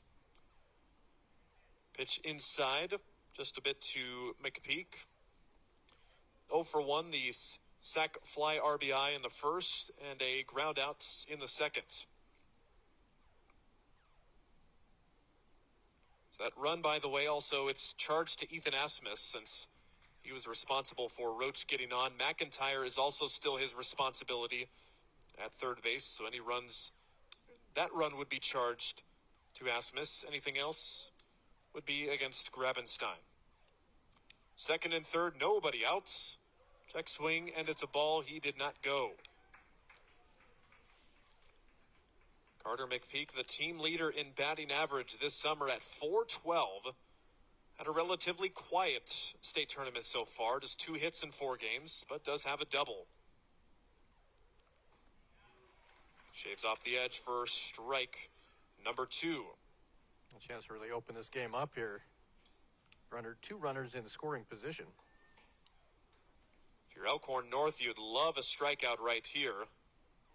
If something's hit in play, a run likely scores. 3-2, that is hit in the air to center field. Shift was on, racing over is Kyle Ferry, ends up making the catch. Both runners tag, the throw goes into third base, but it is not in time. The second sacrifice fly for Carter McPeak this evening. It's now 4-1, and a crooked number on the board for Lincoln East. And McPeak and Agilate, the second hole hitter, and McPeak batting third, have been very productive. Both guys with 2 RBIs in this ballgame. Carpetlands in the driver's seat right now, trying to keep their season alive and force a winner-take-all game. Carter Harms, the next batter. He hits one softly to the left side, charging is Jansen, throwing on the run. What a play for the outs, but a run does score. Elkhorn North will take that all day, though. A smooth transition and toss from their shortstop, Jansen. Yeah, needed that out, but Agilate comes in to score. He's got 2 RBIs and 2 runs scored. And they build this lead. Does Carpetland up to 5-1 now? Now a 3-run inning for Carpetlands. And the bases are empty with 2 outs for Kalai Larson. Up high for ball 1. Larson with a walk and a fly out to center. And again, a massive outfield shift on. Elkhorn North has been doing this a lot for the right-handed batters. Can't even see the center fielder Kyle Ferry on your screen because he's right to the left of that Home Federal white sign on the top left of your screen there. He is the center fielder playing out there, expecting Larson to pull it. 2-0, high and away, and it's quickly 3 straight balls. So you can close the line on the starter, Ethan Asmus. 3 innings, 5 hits, 4 runs, 3 walks, and 2 strikeouts. And Grabenstein has also given up a run this inning. 3-0 is lobbed right in there for strike 1. So with 2 outs, Elkhorn North just trying to stop the bleeding here and get to a 5th inning with still a manageable game. Ground ball up the middle by Larson. Ranging is Jansen. Scooping and throwing on the run. Holding the bag is Rieselman. And Jake Jansen, back-to-back excellent plays at shortstop. So he will end the home half of the 4th inning, but not before Lincoln East scores 3 runs. Another look at it. Look at the throw and the run. Jake Jansen. It's now 5-1.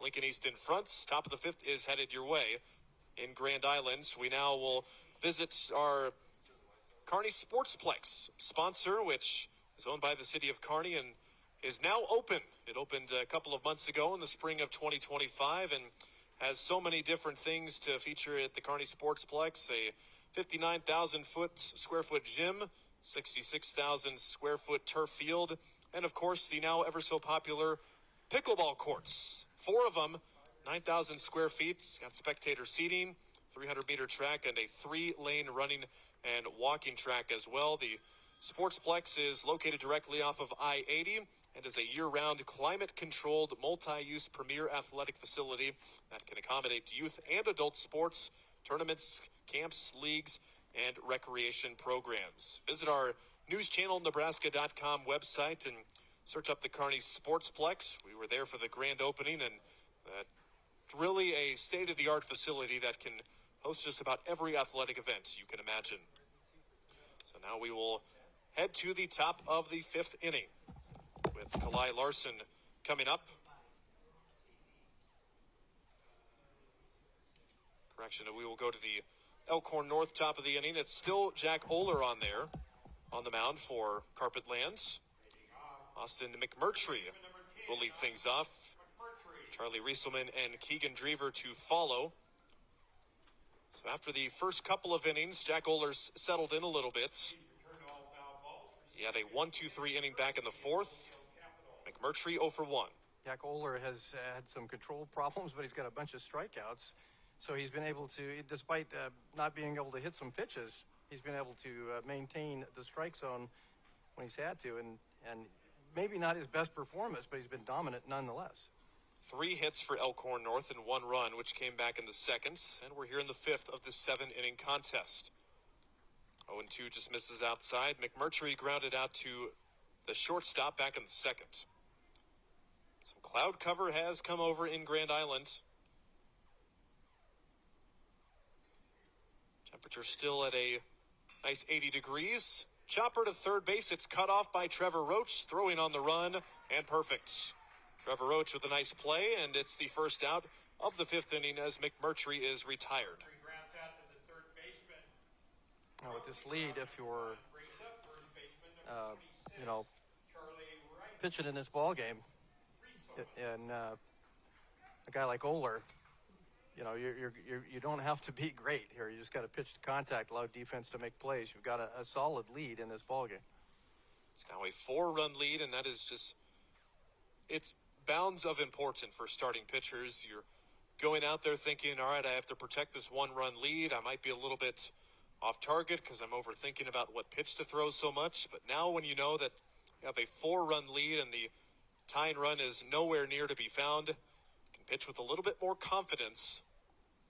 I think you can be more aggressive too. I mean, you can pound that strike zone and not worry about giving up a hit. The batter Rieselman with the 1-1 count struck out in his only at bat back in the third and fouls that back to the screen. So even though there is some clouds in the area, there is just a very slight rain spot on the radar, but it is well north of town, so we should stay dry here at Ryder Park. Pitch misses, 2 balls and 2 strikes. Also an update, the American Legion Division Legion State Tournaments, Papillion La Vista South run-ruled Lincoln Southwest 11-1, so they have forced a winner-take-all game up in Papillion. The winner of that game will play the winner of this tournament. Again, if you're just joining in, if Carpetland holds on to this victory, there will be a winner-take-all game here in Grand Island as well. 2-2, and Rieselman, he is fighting tough, spoiling a lot of pitches, and will stay alive. Lincoln East getting some breathing room with their 3-run inning back in the 4th. Well, I think if you're Carpetland too, you'd love to see Oler go the distance here. Save your pitchers for that second game. I think you're going to see him stay in unless he gets into a lot of trouble. I'll give him a lot of trouble in this at-bat as Rieselman. He continues to stay alive.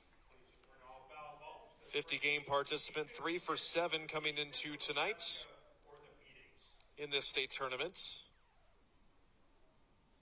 24 hits, but he is just a big contact hitter. Rieselman lifts one softly into the air, but Adjalate playing very shallow. No problem with that one. And that is 2 up and 2 down in the 5th.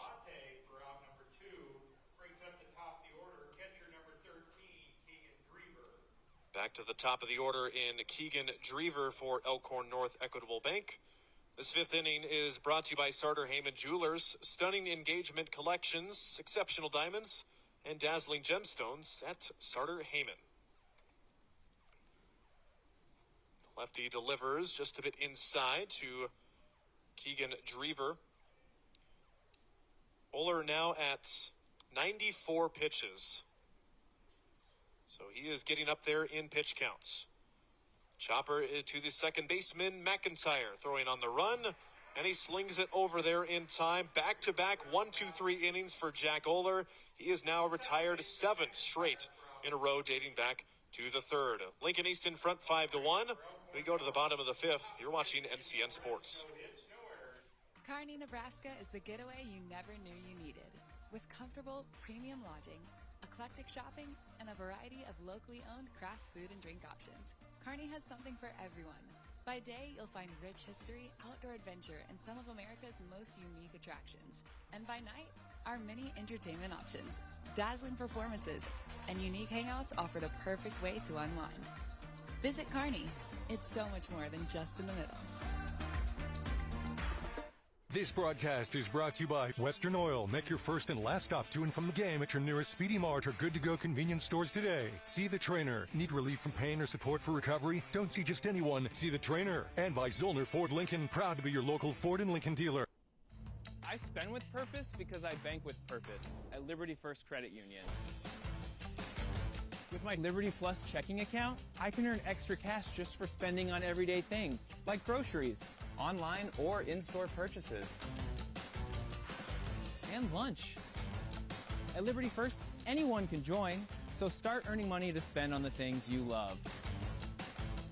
Start banking with purpose. Start banking with Liberty First Credit Union.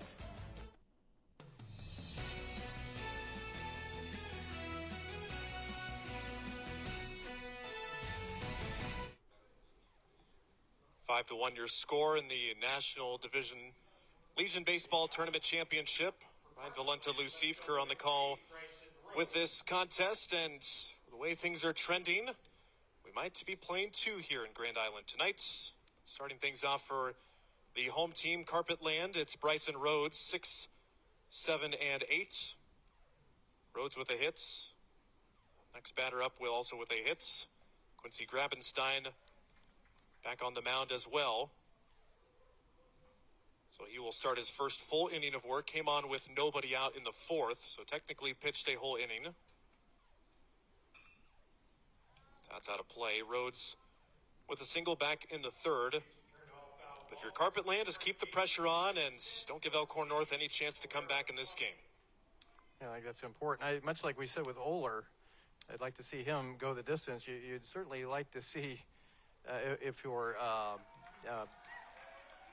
nice strikeout there. That's a much-needed strikeout there to start this inning. But you don't want to see a whole bunch of pitchers coming in and out there for Equitable Bank because it looks like you're going to have another game to play. Another look at it there. Our instant replay brought to you by Beatrice Community Hospital. Incredible care, incredibly close. Front door breaking ball freezes Rhodes. Second time he's been struck out today. First pitch swinging, line drive, caught in left.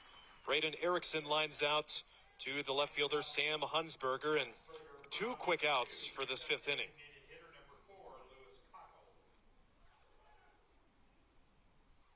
Yeah, certainly if you'd love to add on there if you're Carpet Land, but yeah, being aggressive, keeping your foot on the gas. Don't mind the approach there. Yeah, absolutely. So with 2 up and 2 down, Lewis Cockle, who is grounded to each of the left side of the infielders, and is 0 for 2 today. Grabenstein, strike one.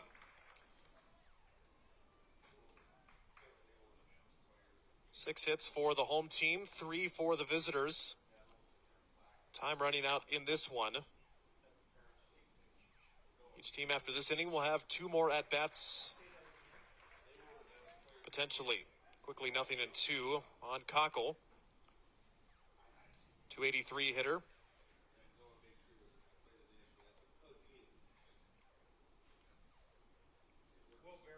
0-2 pitch, out of play. Well, curious to see who will come out for Carpet Land's 6th inning, because the pitcher Jack Oler is approaching his pitch count limit. He's at 95, and you can go up to 105 here in Legion. Just misses on the 0-2. Again, you'd love to see him stay in as long as he can, but you're right, with that pitch count limit, we'll see if he starts the inning. And could absolutely start it for sure. 1-2 hit on the ground softly, but there's Jansen at shorts, gathers and throws, and he has been a vacuum out at shortstop here this evening. He makes the outs. 3 up and 3 down for Carpet Land. 5-1, they lead it. We're through 5, and we'll be back with the 6th. Take up to $10,000 total savings on remaining 2025 new Silverado 1500 crew cabs at Central Nebraska's premier GM dealer, Midway Chevrolet Buick GMC in Kearney, or thinkmidway.com/GM. Chevrolet, together let's drive. Does your business need quick, competitive financing for heavy machinery, trucks, or other equipment? Currency is here to help.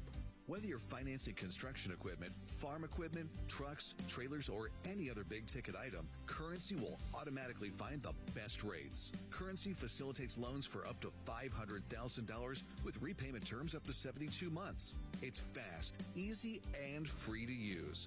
Visit GoCurrency.com and apply today. Nebraska, it's time to celebrate our community heroes. Do you know a local hero who dedicates their time to make your community better? Someone who leads with a vision for a brighter tomorrow and inspires others to join? Nominate them today for the Community Hero Program, thanks to Medica. Each month, one Nebraska hero will be chosen and will get to choose a nonprofit to receive a $1,000 donation.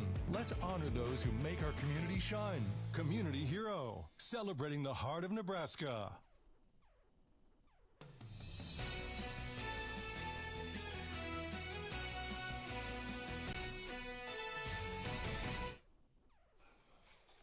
Through 5 completes in Grand Island, the National Division Legion Baseball State Championship game, which is brought to you in part by Midway Auto. For your next vehicle, go to thinkmidway.com.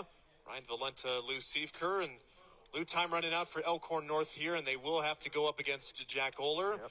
And they have a chance, though, to knock him out here.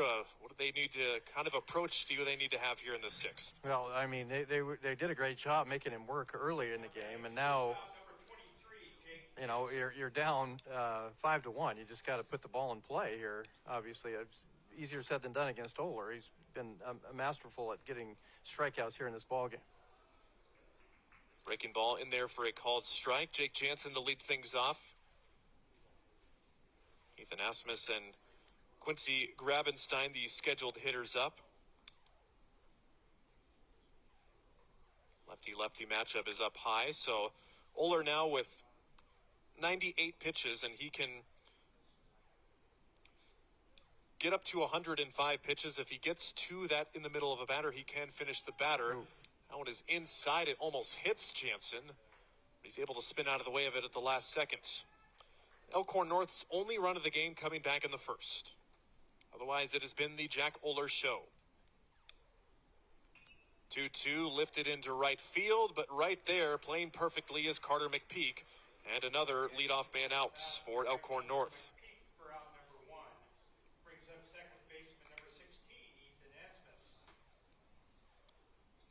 So we'll bring up Ethan Asmus. He has taken over the second baseman duties after pitching the first 3 innings.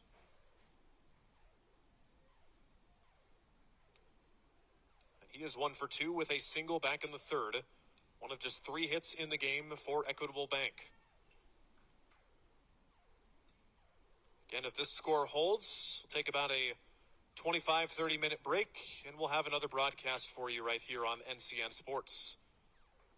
1-0 right there for strike 1. You certainly want to be aggressive if you're Equitable Bank, but you also might want to, take some pitches here. Drive the pitch count up. Swing and a miss for strike 2, 1-2. I've got to swing at the pitches that are strikes. But you'd love to see, hopefully, Oler maybe leave sometime this inning. That was pitch number 103. The 1-2 is outside. So that means now officially this will be the last batter for Oler. This next one will be 105, which is the limit. Lefty winds and deals. Asmus gets a piece of it.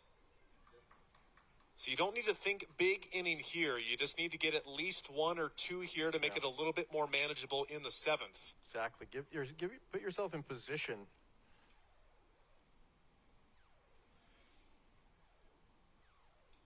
Still a 2-2 count on Asmus. Got him looking for strike 3 on the inside corner.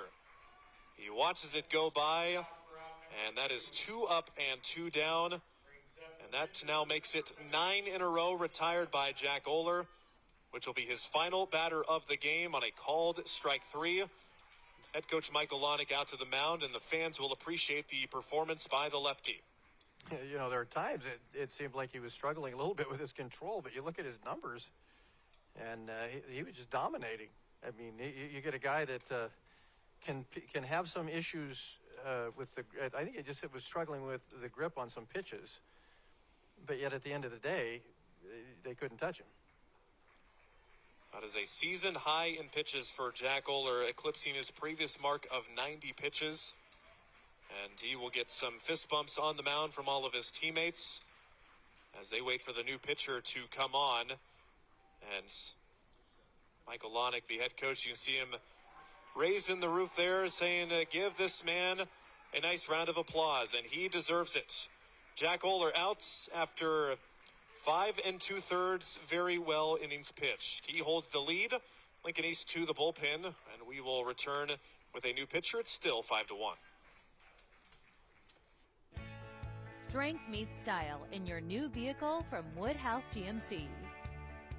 Whether you're towing, traveling, or tackling the everyday, we've got the inventory and the deals to get you moving. Shop our current offers and experience the power, precision, and performance of GMC. Woodhouse Buick GMC. We are professional grade. Does your business need quick, competitive financing for heavy machinery, trucks, or other equipment? Currency is here to help. Whether you're financing construction equipment, farm equipment, trucks, trailers, or any other big-ticket item, Currency will automatically find the best rates. Currency facilitates loans for up to $500,000 with repayment terms up to 72 months. It's fast, easy, and free to use. Visit GoCurrency.com and apply today. Need relief from pain or support for recovery? Don't just see anyone, see the trainer. From bracing to home health and rehab products, they provide the right solutions to keep you moving. Whether it's a chronic condition or sudden injury, their expert team will help you find the perfect fit. With a wide range of in-stock orthopedic, sports medicine, or rehabilitation products, See the Trainer is dedicated to improving your quality of life. Visit the professionals at See the Trainer in Columbus, Lincoln, Omaha, Bellevue, and North Platte.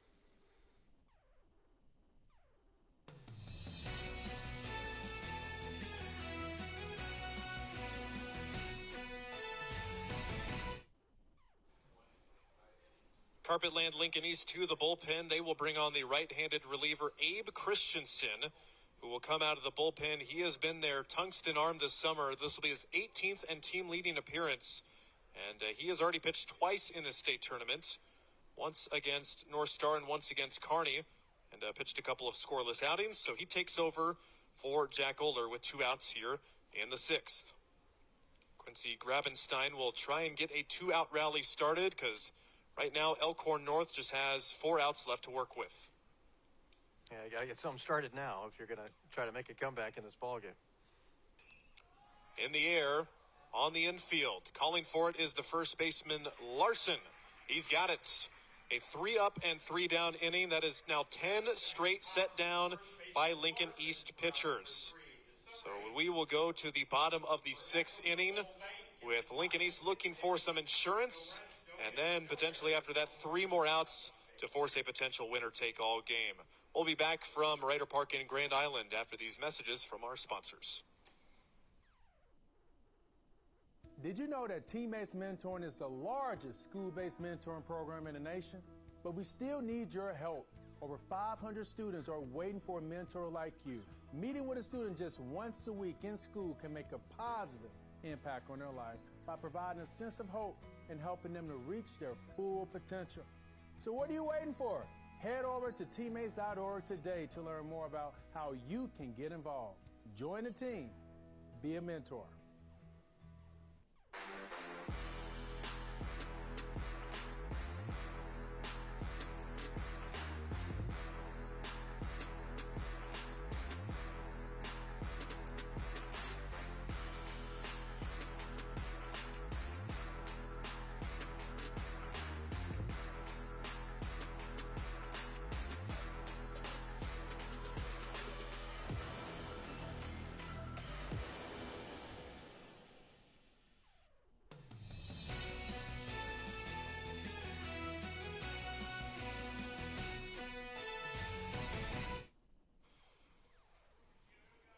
It's insurance time for the Carpetland seniors that lead at 5-1 this bottom of the 6th inning.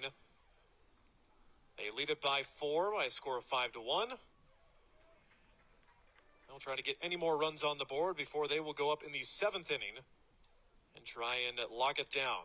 Trevor Roach, the first to bat, he led off the 4th inning with a single and ignited that big 3-run 4th inning. Still on the mound for Elkhorn North Equitable Bank, it's Quincy Grabenstein on for his 3rd inning, second full inning and 3rd inning in total. And that's a fly ball out to left. Roach is retired for the first time tonight, sent back to the top of the order.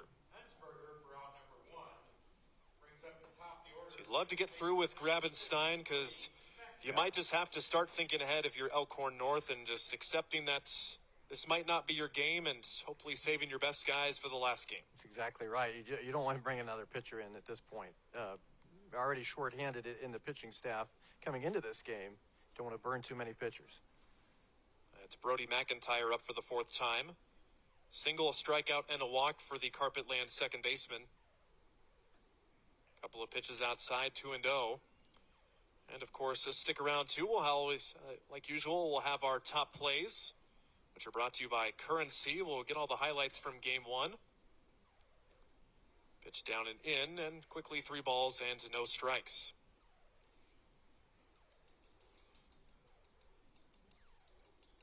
Carpetland, the team that went the distance in 2023.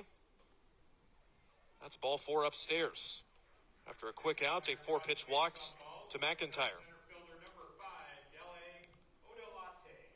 You got to make sure if you're Elkhorn North, if you want any shot to hang a 0 on the scoreboard here, but you got the dangerous part of the order coming up. Yeah, Ojolate and McPeak have been very productive. Ojolate with 2 RBIs and 2 runs scored by himself. He has 2 doubles that have both scored a run in the game. The first one was into the left center field gap. The second one right down the left field line. So the outfield is playing Ojolate to shift to the left side. And he's still got another year at Lincoln East. He is going to be exciting in the spring. Popped up on the infield. Who wants it? Third baseman calling for it, and catching is Austin McMurtry. An elevator shaft pop-up, and it's the first time Ojolate is retired today. Those can be trouble sometimes when they're up like that in the infield. Somebody's got to call it, and that was a good job there. That was a good job there by McMurtry to call that one. So 2 outs in the 6th inning. And here is Carter McPeak. He has driven in 2 runs today, both on sacrifice flies. But not really a good chance for a sacrifice fly in this scenario. 5-1 is your score. Carpetland in front of Equitable Bank. Runner on the move. Pitches a ball. Throw down to second is on the money, but not in time. Good throw by Drever. But too fast is Brody McIntyre. And with the stolen base right there, that is Lincoln East's first stolen base of the night. Yeah, that's saying something, too. Again, we mentioned that earlier, Ryan, is that this team loves to steal bases. They love to put pressure on the defense. You figure why not? Because if you're unsuccessful, you still got a 4-run lead. There goes the runner again, and no throw this time. McIntyre got a walking lead, and he walks into third. And they didn't pay any attention to him, and McIntyre read that perfectly, got an incredibly good jump, made that one easily. So instant replay brought to you by Meade Lumber. So McPeak now with a 1-1 count. Catches the edge for strike 2. So you will need a base hit to drive in a run, or now the wild pitch becomes important too, because anything back to the screen with a large enough backstop will almost assuredly score McIntyre. 1-2, up high, 2-2. And looking ahead to the Elkhorn North 7th inning, they will have their middle of the lineup coming up, 5, 6, and 7, down by at least 4. And Lincoln East trying to make it 5 here. 2-2, bends outside, it's a full count.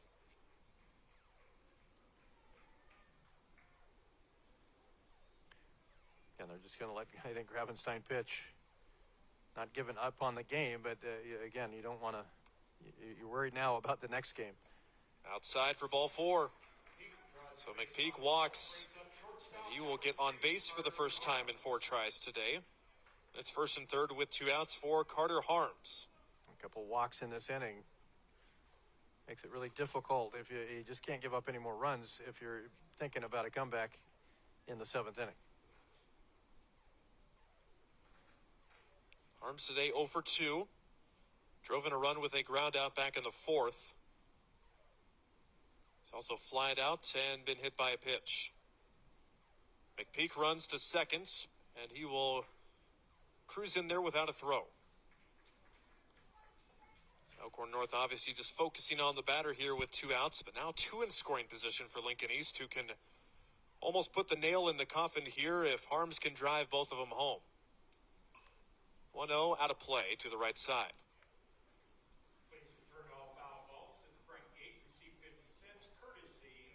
Elkhorn North looking to post a 0 to make this manageable in the 7th. Still undefeated in the state tournaments, but perhaps not for much longer. Up and in to make it 2-1. Both teams were their respective area champions. Lincoln East lost to Southwest, but beat them in the championship game to win it. Called strike to make it 2-2. Elkhorn North, they were victorious in all but one game except Omaha West Side. Deuces Wild here in the 6th. In play to rights. Racing in is the right fielder Christo, still running, and he won't get there. 2 runs will score. It's a bloop double for Carter Harms with the shift on. Christo ran a mile, but he couldn't get there. And this game might be put out of reach here. It's 7-1. Yeah, it looked like they were playing the shift there, and that ball just kept going toward right field and found some grass. 2 more runs score, and right, I think we're going to have a second game here tonight. I would, if we could go over to the casino and wager on it, I bet we would probably make some money. Of course, we're going to stay right here because it'll be a quick turnaround time, 30 minutes in between games, as Carter Harms drives in a pair, runs number 45 and 46 batted in on the summer. Oh, man, we can't make the casino. Runner on the way to third. Ground ball to the shortstop. Jansen backhands. Long throw to first is in time. And that will be the end of the inning, but not before Lincoln East gets 2 more. Elkhorn North looking for a miracle here. They're down 6.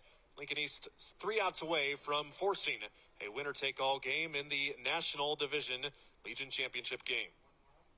Women have a 1 in 8 chance for developing breast cancer. Early detection makes a difference. Beatrice Community Hospital's Imaging Center can help with the latest technology, from screening with 3D mammography, breast MRI, breast ultrasound, and breast biopsy. All services conveniently located in the BCH's Imaging Center. Schedule your screening today. Incredible care, incredibly close. Select new Ram 1500 Crew Cab 4x4s now with low 3.9% APR financing for 72 months, along with hassle-free pricing every day. Employee pricing plus at Midway Chrysler Dodge Jeep Ram in Kearney or MidwayCDJR.com. Darling, I believe everything's gonna be alright. No need to worry because you got somebody on your side. We all need a fam, we all need a crew. When you're in a jam, don't know what to do, just reach out your hand and we'll see you through. Doesn't matter where you're at, we got your back. We got your back. With a Medica health plan, you're not just covered, you're cared for. We got your back.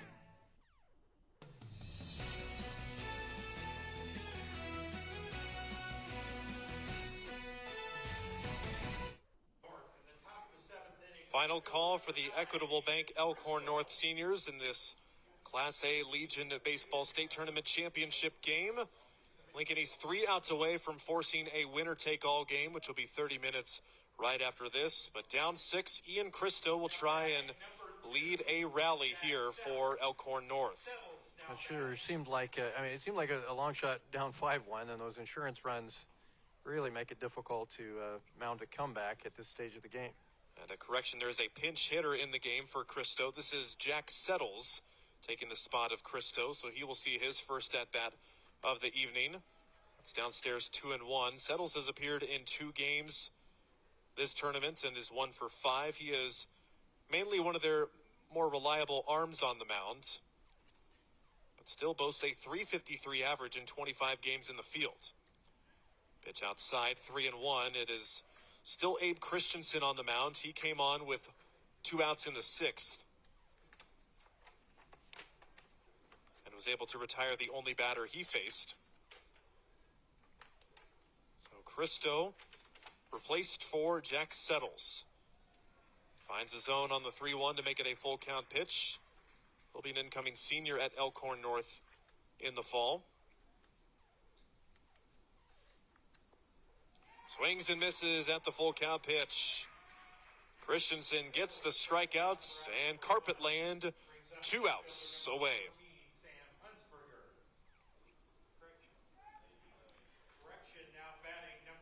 And it looks like that Elkhorn North will come back with another pinch hitter here in the place of Cam Schmeekley. This is Crew Eaton.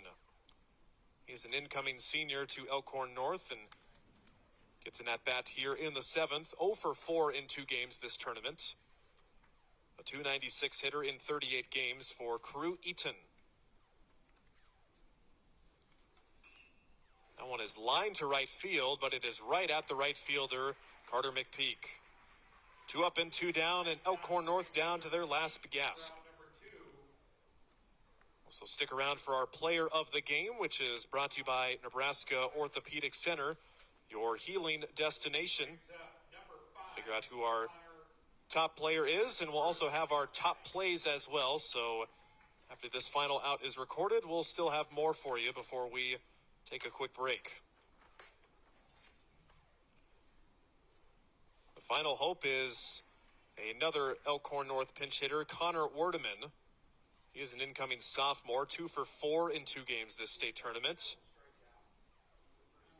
Werdeman, .327 hitter. He has appeared in most games this summer, 45 to be exact.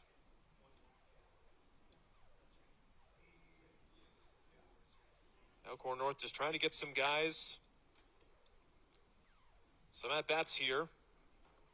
This potentially being the last inning. A 1-2 pitch now, as that one is called a strike. Yeah, down 6 runs, get some of the guys in there to get some swings in. You never know if they might be needed next ball game. That's lined to left, and that will fall in front of the left fielder for a base hit. It's a pinch hit single for Connor Werdeman with 2 outs here in the 7th. And that will extend the game by at least one more batter. Another look at it here. Breaking ball at the top of the zone. Didn't try to do too much with it.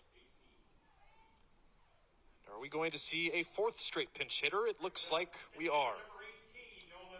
Nolan Rapp will bat in the place of Austin McMurtry. Rapp, a 24-game participant, .341 average for the incoming senior.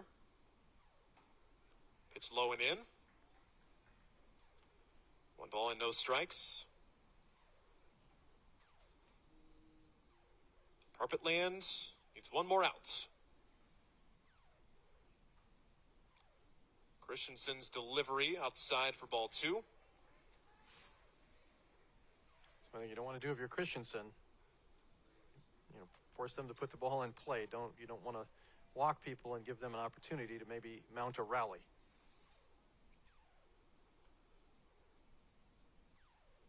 .2-0 pitch on the way. In there for a strike back. Pick to first. They throw down, but the tag was missed, I think. Yeah, that was a nice. If he makes the tag, it might get him, Lou. Yeah, Goliath Larson there went between the legs, almost tagged him. Another look at it. He did smack him on the helmets, but by that time the hands were already back in. First base umpire Tim Hahn right all over that play. 2-1 pitch from Christensen to Rapp. Runner on the move, but no throw down. It's ball 3.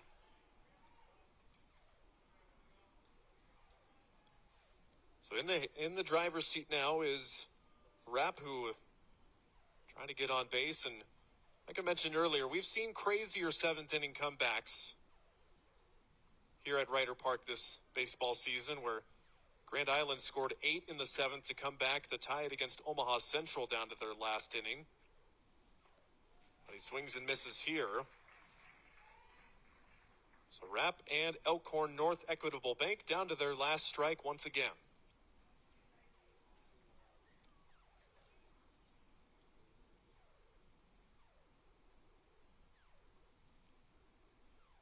Payoff pitch on the way.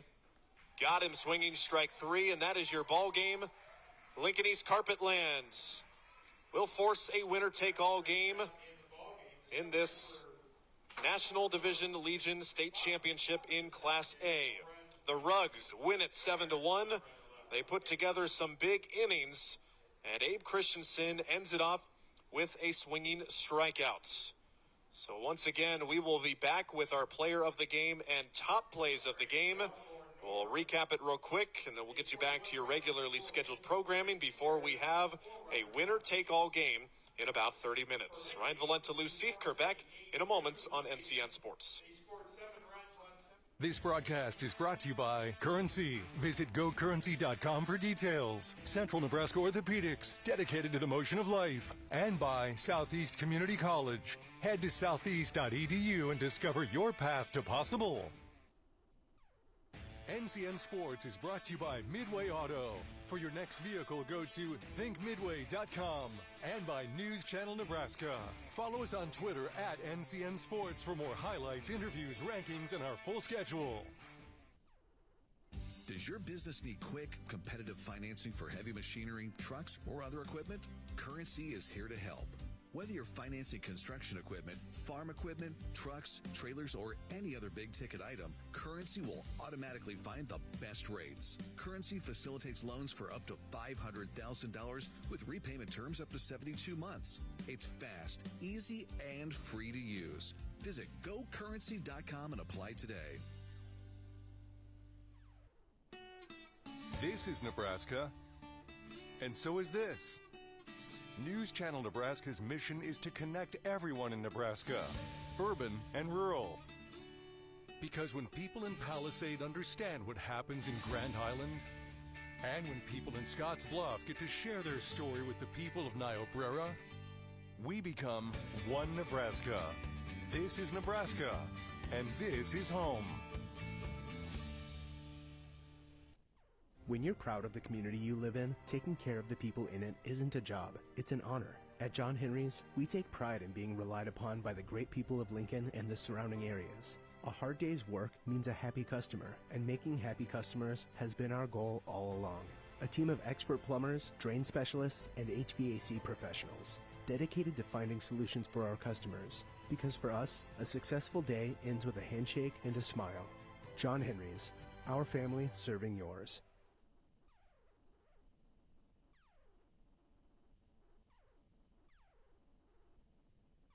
NCN Sports is brought to you by Husker Rehab, treating the cause of the pain, not just the symptoms. By Schaefer's, we are more than just TVs and appliances. And by Claybaugh Pharmacy, your locally owned hometown pharmacy. This broadcast is brought to you by Platte Valley Auto. With our vast selection of new and pre-owned vehicles, exceptional car care, and custom service, you won't find a reason to visit any other dealership. And by Nutrien. Find your local crop consultant at nutrienagsolutions.com. When you're proud of the community you live in, taking care of the people in it isn't a job, it's an honor. At John Henry's, we take pride in being relied upon by the great people of Lincoln and the surrounding areas. A hard day's work means a happy customer, and making happy customers has been our goal all along. A team of expert plumbers, drain specialists, and HVAC professionals, dedicated to finding solutions for our customers. Because for us, a successful day ends with a handshake and a smile. John Henry's, our family serving yours.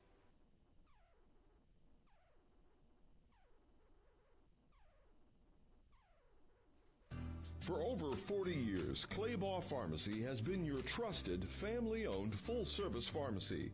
We provide traditional medical options, medical equipment, immunizations, and over-the-counter products. We take pride in going above and beyond to improve the health of our community. And to ensure you have a seamless experience, manage your profile and refills with a touch of the finger from home. Claybaugh Pharmacy in downtown Beatrice, your hometown family-owned pharmacy. If you love live sports, you'll love News Channel Nebraska. Live sports from every region of the state. Football, volleyball, basketball, baseball, soccer, bowling, and even six-man football. If Nebraska kids play it, we air it. Small-town high schools with big hometown pride. Support local kids, support local schools, support Nebraska. Watch NCN Sports every week. This broadcast is brought to you by Western Oil. Make your first and last stop to and from the game at your nearest Speedy Mart or good-to-go convenience stores today. See the trainer. Need relief from pain or support for recovery? Don't see just anyone. See the trainer. And by Zollner Ford Lincoln. Proud to be your local Ford and Lincoln dealer. Does your business need quick, competitive financing for heavy machinery, trucks, or other equipment? Currency is here to help. Whether you're financing construction equipment, farm equipment, trucks, trailers, or any other big-ticket item, Currency will automatically find the best rates. Currency facilitates loans for up to $500,000 with repayment terms up to 72 months. It's fast, easy, and free to use. Visit GoCurrency.com and apply today. Strength meets style in your new vehicle from Woodhouse GMC. Whether you're towing, traveling, or tackling the everyday, we've got the inventory and the deals to get you moving. Shop our current offers and experience the power, precision, and performance of GMC. Woodhouse Buick GMC. We are professional grade. At Nebraska Orthopedic Center, they provide comprehensive orthopedic health care. Their physicians are highly skilled in all areas of orthopedic and sports medicine, including spine surgery, foot and ankle, hand and upper extremities, fracture care, and total joint replacement. Their expertise includes the medical management of injuries through physical and rehabilitative methods or surgical intervention. To schedule an appointment or to learn more about Nebraska Orthopedic Center and their family of 25 physicians, go online to NebraskaOrtho.com. That's NebraskaOrtho.com. Nebraska Orthopedic Center is your healing destination.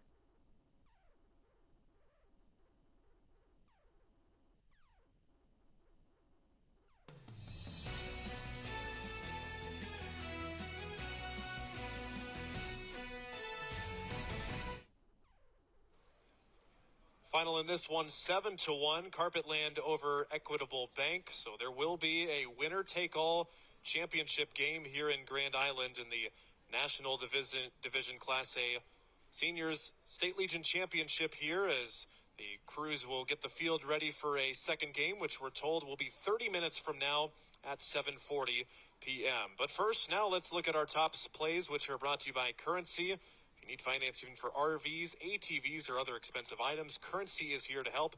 Visit GoCurrency.com today. Well, it was Elkhorn North needing just one win in this ball game to clinch the Class A Senior State Legion Championship, but it was Carpetland out of Lincoln East having other plans in this contest. We pick it up in the bottom of the first. It's Dele Agelate. His first of two doubles in the ball game goes all the way to the left center field wall. Brody McIntyre rounds third and scores. That made it quickly 1-0 in the bottom of the first inning. Lincoln East would put up two in that total inning. This next one was the sacrifice fly by Carter McPeak. It hung up in the air forever, but with the speedy Agelate at third base, gets a great jump, and he's able to sprint home to make it quickly 2-0 in the first inning. But it wasn't without Elkhorn North going down without a fight. A hit in play. The double clutch by the third baseman. Trevor Roach throws it away. Ian Christo puts it in play, and Quincy Grabenstein rounding all the way the bases from around first. He scores. Elkhorn North sending up their one and only run in the game. That made it 2-1 after 2 innings of play. Then we pick it up in the bottom of the third with Carpetland up, picking on the first pitch. And what a catch out there by Quincy Grabenstein. He Grabbins it right over the wall. That was Carter Harms putting it. Another look at it here. Yeah, that might have gotten out of here if Grabenstein didn't get a glove on it. But an excellent play for him. Now it's Adjolate back at work in the fourth. Lines one just inside the left field line. And that drives in yet another run. Adjolate had 2 doubles. Both of them drove in runs in the ball game. 3-1 Carpetland in front and looking for more at bat. McPeak flies it to center with second and third. Good enough for his second RBI sac fly of the day. McPeak driving in 2 this afternoon for RBIs number 35 and 36 this summer season. Not done in the fourth yet. It's the end of the inning, almost the end of the inning, but it's Jake Jansen limiting the damage. A run does score, but it does make it 5-1. Now there was the final blow for Lincoln East Carpetland in the sixth. The bloop double by Carter Harms with the shift on. Nobody home to catch it. 2 more runs come in to score to make it 7-1. And that would end up holding up as the final score as Elkhorn North ends up going down in the final inning. Abe Christensen gets the strikeout and pumps the team up on the mound. 7-1. Elkhorn North loses this one 7-1, but Lincoln East gets some revenge after they were beaten by Elkhorn North back in the earlier part of the season. And now it's our player of the game, which is brought to you by Nebraska Orthopedic Center, your healing destination. And we've got to get it to the 2-hole hitter, Dele Adjolate. 2-run, 2 RBI doubles, 2 of them to be exact. He is deserving of our player of the game tonight. It's Ryan Valenta, Lou Siefker wrapping up our final thoughts here in Grand Island before we get to the second game. Lou, we knew that Lincoln East was going to come out swinging. We knew their offense was great and their pitching was even better. We'll give an honorable mention on that player of the game to Jack Oler. The best part about the game could have been the pitching, could have been the defense. What's your thoughts, Lou? Well, when you're good when you have to decide a player of the game. Is it the pitcher? Is it one of the batters? But this is a really good team, and they showed it here. And my hat's off to Jack Oler because, as we mentioned before, he just had some struggles with certain pitches, and I don't know how many he threw that were wild, several, but yet he had 8 strikeouts and they couldn't touch him. He only gave up the 1 run and threw 105 or 106, I guess, pitches, which is what you wanted out of him. You wanted him to go a long time and dominate the game. He did that. And then the top of that order, that especially Ojolate with, you mentioned the 2 RBI doubles and scored 2 runs on his own. Certainly McPeak had a couple of RBIs as well that batted right behind him in the 3-hole. This is a good team, and that's what they wanted to do, obviously. Get to this last game, the winner-take-all game. Got to feel like that confidence level for Carpetland's really high right now. Yeah, when you mentioned at the start of the broadcast, if it was Elkhorn North wanting to win game 1 because you don't want to set up the pressure of having to force a winner-take-all game. Obviously, the message from Lincoln East head coach Michael Lonix probably, all right, boys, get him again. But now Elkhorn North, Lou, if you're the head coach, you guys are a little bit nervous now. They've got to win this game for sure. If you're the head coach, what are you telling them to respond in this game? Well, I think first of all, you tell them that we're still, our goals are still right in front of us to win and get to that championship game. It's right there, and let's go do it. I mean, that was one game. And the question is, I think, for Elkhorn North is who's going to pitch this last game and who's all available. I'm sure all hands on deck here. But you don't have a lot of your top pitchers, so you tell whoever's out there, much like with Asmus, is just go out and pitch your rear end off, and see what happens, but go out and battle. And you guys are good enough to win this game. Go out and get it done. And I think you just tell them it's right in front of you. Go do it. So it's both teams or both games in the American Division and the National Division forcing a winner-take-all game, which this one will be in about 24 minutes at 7:40 p.m. Lincoln East Carpetland versus Elkhorn North Equitable Bank Black. The winner of that game is off to the Class A state playoff game later this week. So we will see who the winner is. We'll have the next broadcast. We'll go on air in about 20 minutes or so. Keep it right here. We're going to send it back to your regularly scheduled programming for about 15 minutes, and then we'll be back with Game 2. This has been a lot of fun. Ryan Valenta, Lou Siefker, 7-1. Carpetland wins it. We'll see you in a little bit for Game 2.